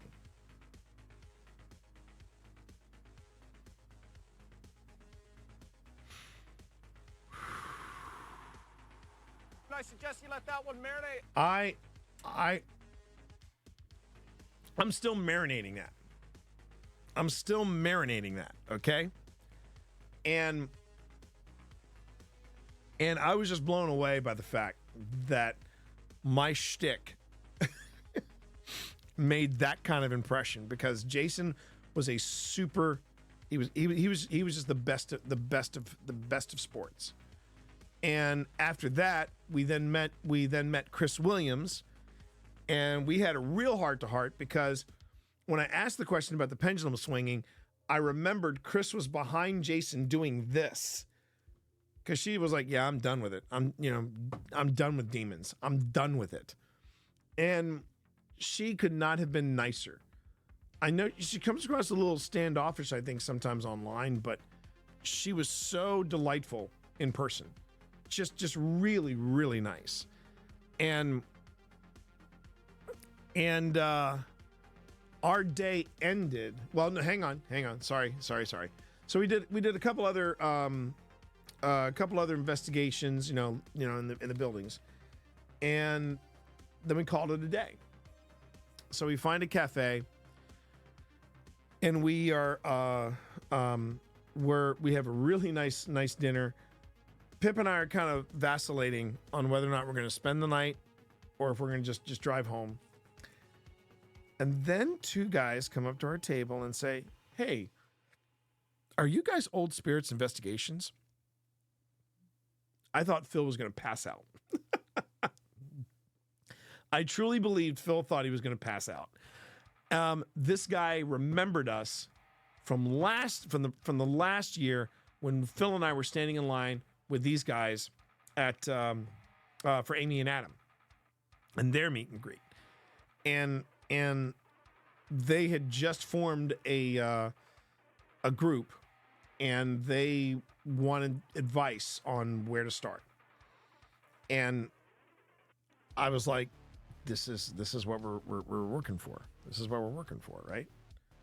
This is what we're striving for."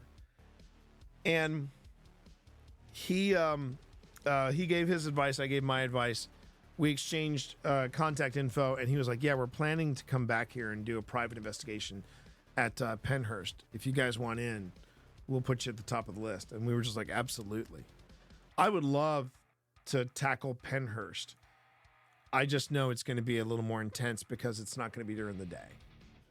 The place intimidates me during the day. I can't imagine what this place will do to me at night. I just know wherever I'm going, I'm not going by myself. Just straight up F that. It's not going to happen.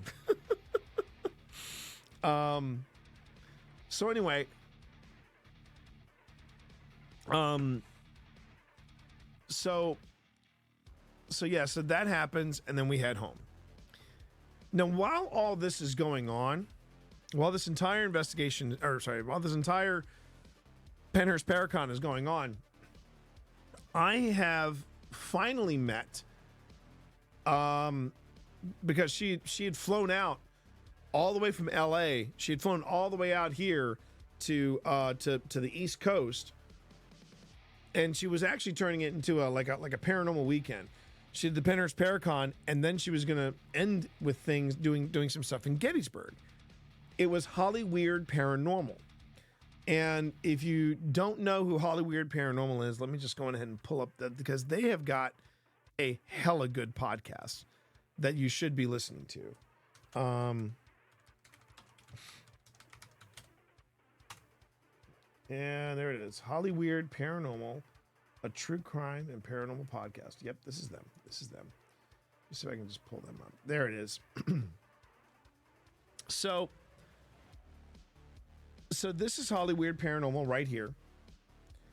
And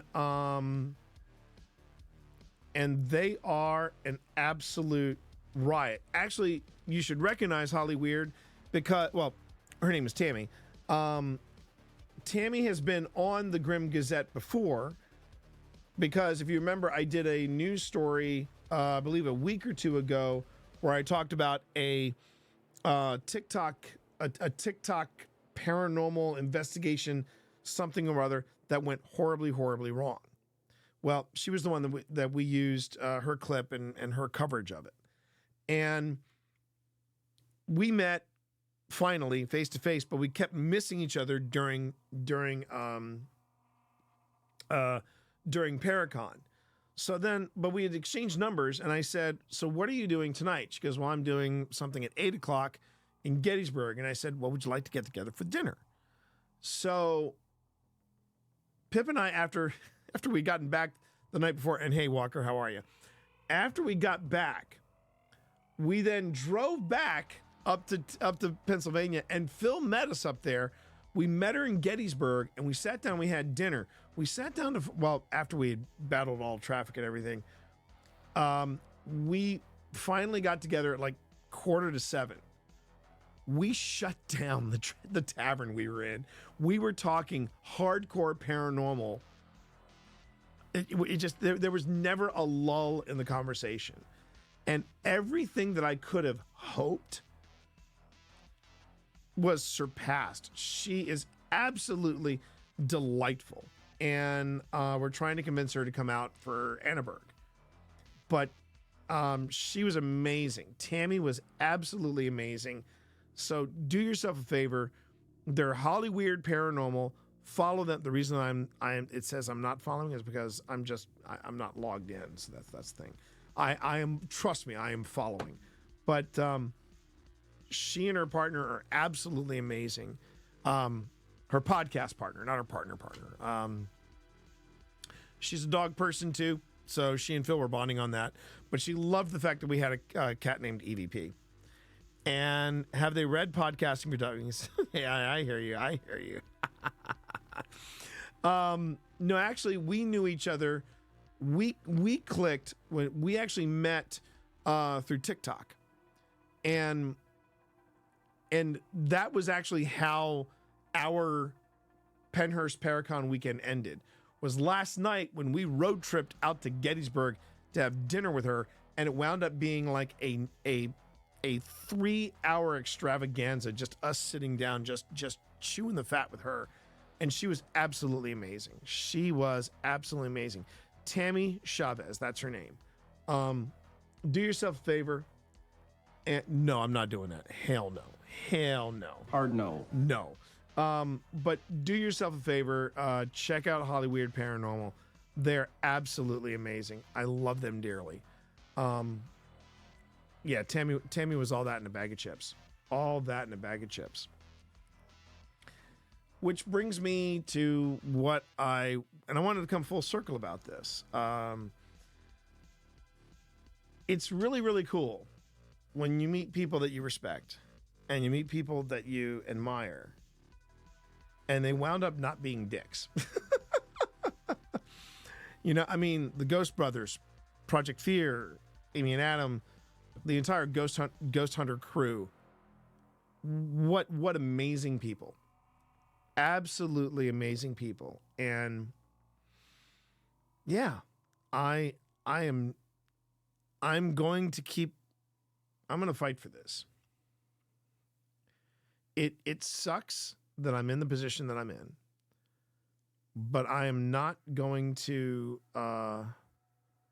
let you know, when everyone says, well, what's the universe telling you? Listen to the universe. What's it telling you?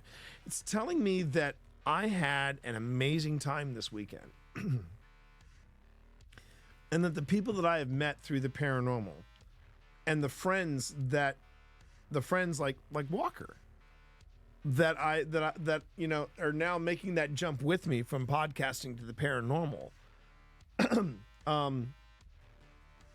It's all worth fighting for. So I am going to do that. I'm pushing forward. And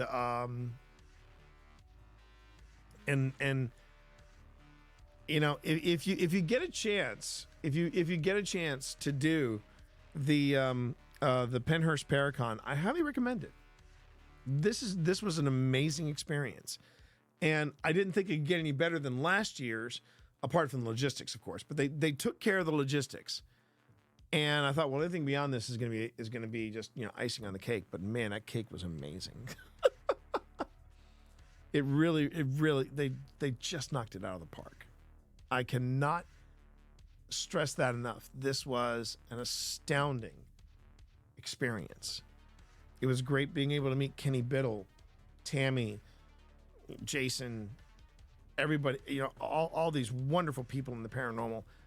And if I can make that thing with Jason happen,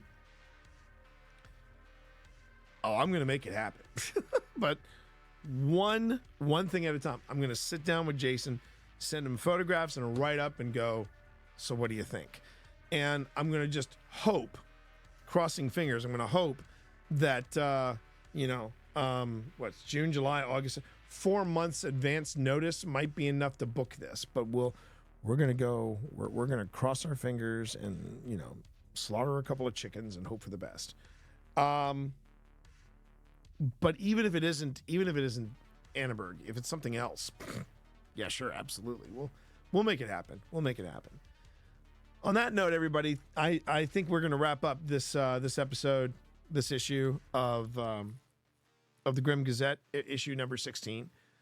For those of you who have been hanging out since the beginning, thank you all so much. You know what to do. You can always go to our Discord and leave us a news story for the Grim Gazette. Drop in there a paranormal clip. Keep it under 5 minutes for me to analyze. It can be something super intense. It could be the Skinwalker that we saw tonight. Again, thank you, Pip. If you want to challenge me, by all means, please do. I don't want it all to be all debunks. I want something to challenge me as well. As far as paranormal topics, if you've got a paranormal topic you want me to do a deep dive on, feel free to suggest that. And if you're not part of the Discord, that's okay. You can go to YouTube, and in the comments section, you can leave me a clip, leave me a URL. I'll go ahead and take a look at it, and if it's worthy of the Grim Gazette, I will drop it in there. But thank you all so much for being part of this. And thank you all for just making it a blast to come here and share the stranger side of the world with you. So again, I appreciate you. All the best to you and yours. And until next week, stay weird.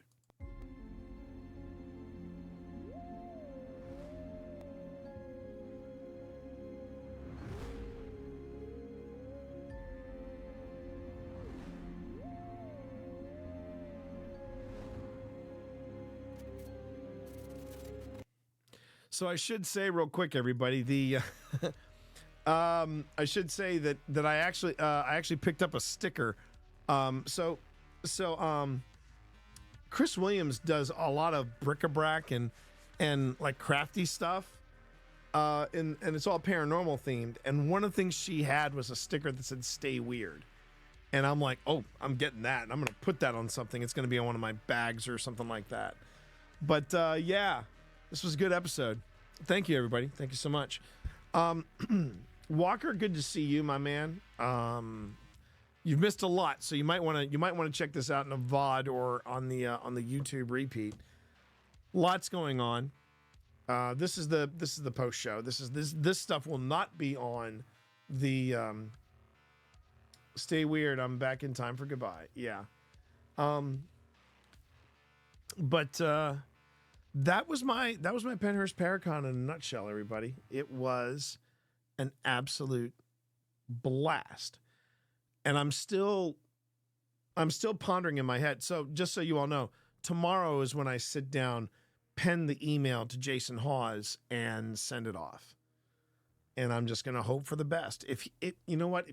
If I never hear from him again, so be it. He doesn't strike me as that kind of guy, though.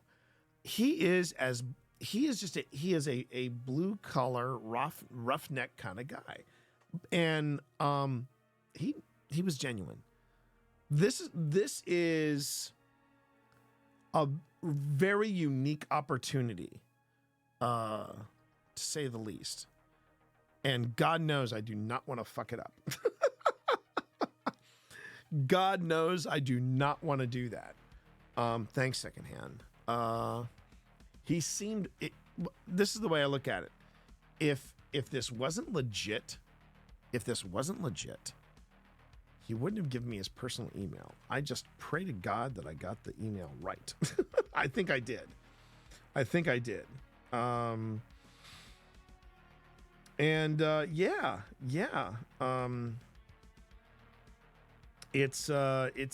Oh, I should also add too, this was Holly Weird Paranormals. This was Tammy's first visit to this was her first visit to Gettysburg. And that's another reason why I kind of want to fight for this, because I realized, talking to other groups, talking to other people, talking to other paranormal groups, I realized how Gettysburg is kind of like a mecca for people. Like an absolute, email some random Chinaman. I know, right? I hope not. I'd rather have it bounce, but I'm pretty sure I got it right. He made it easy. No underscores or anything like that. So we'll see how it goes. But yeah, this is a friendship I'd like to cultivate. I won't lie. This is a friendship I want to cultivate. And we'll just see how it goes. That's all I can do. But it was a really now you see all the different stories that I had to share. And yeah, it's and I'll tell you something else too here, secondhand. What happened tonight, by the way, you took great care of it. But what happened tonight, it's something I might, knock wood, if I get, or if I should say, if Ash's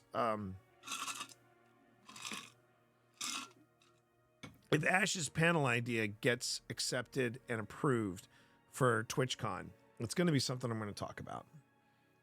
It's going to be something that we are going to chit chat on, because Ash of Ash Said Hi basically wants to do Twitch etiquette, and she wanted me on the panel. And the first thing I would say is, I would say the first thing you want to do when you, not necessarily when you're rating, but when you are, entering a chat for the first time, right? When you enter a chat for the first time, don't talk straight away. Just read the room. Read the effing room.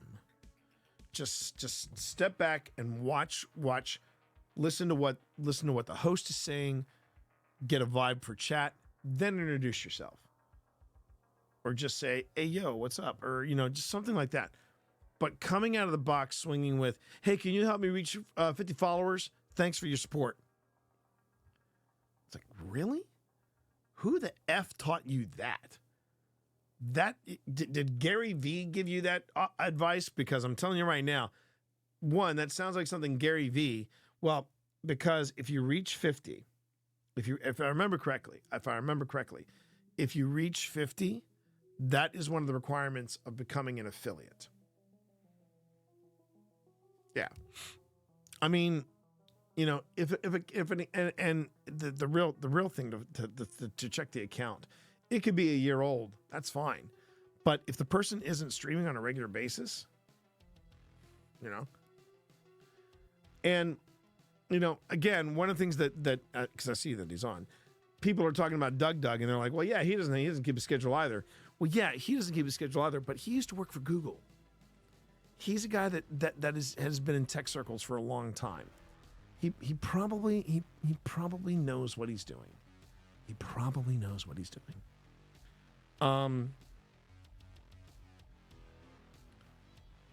Being their religion, yeah, it's never good. So there's that. It's just I say you charm the pants off him, but that would be awkward. Like I said, Walker, you need to look back on the you need to look back on what happened during the Ghost Hunter panel at to give you an idea of how it went, Walker, give me a second.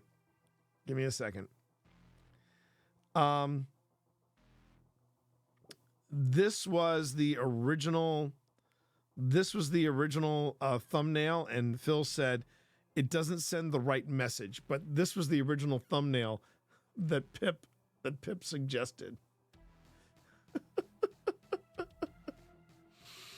That should tell you how my behavior was at the Ghost Hunters panel. And Phil said, I love this, but it's not sending the right message for OSI. So there's that. And you see, this is the funny thing. I was telling you all about this one Smoth that was giving my book grief because he was saying, why would you want to complete a Twitch channel? Why would you want that? Why would that be the first thing you'd want to do? That makes no sense. Well, no, it makes sense when people look you up, and if you have no panels completed, that's why. Yeah, I know. By the way, I don't think Second In he has come into here. He has not shown up in chat. He has not followed. I would have seen his name for sure. I think maybe, but yeah. I think the Doug crew said, "Ty ho, bro." So it's okay. Do you wanna wrap it up? Yeah. I think somebody wants me to go to bed. And considering that I'm going to be getting up early because we are starting new tomorrow, and we got this. Everybody. We got this.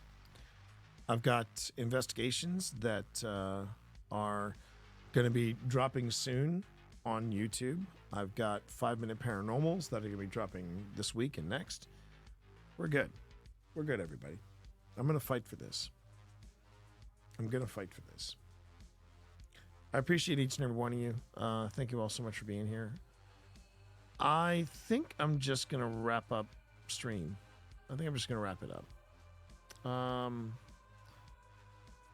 Oh, pardon me. Unless, hold up.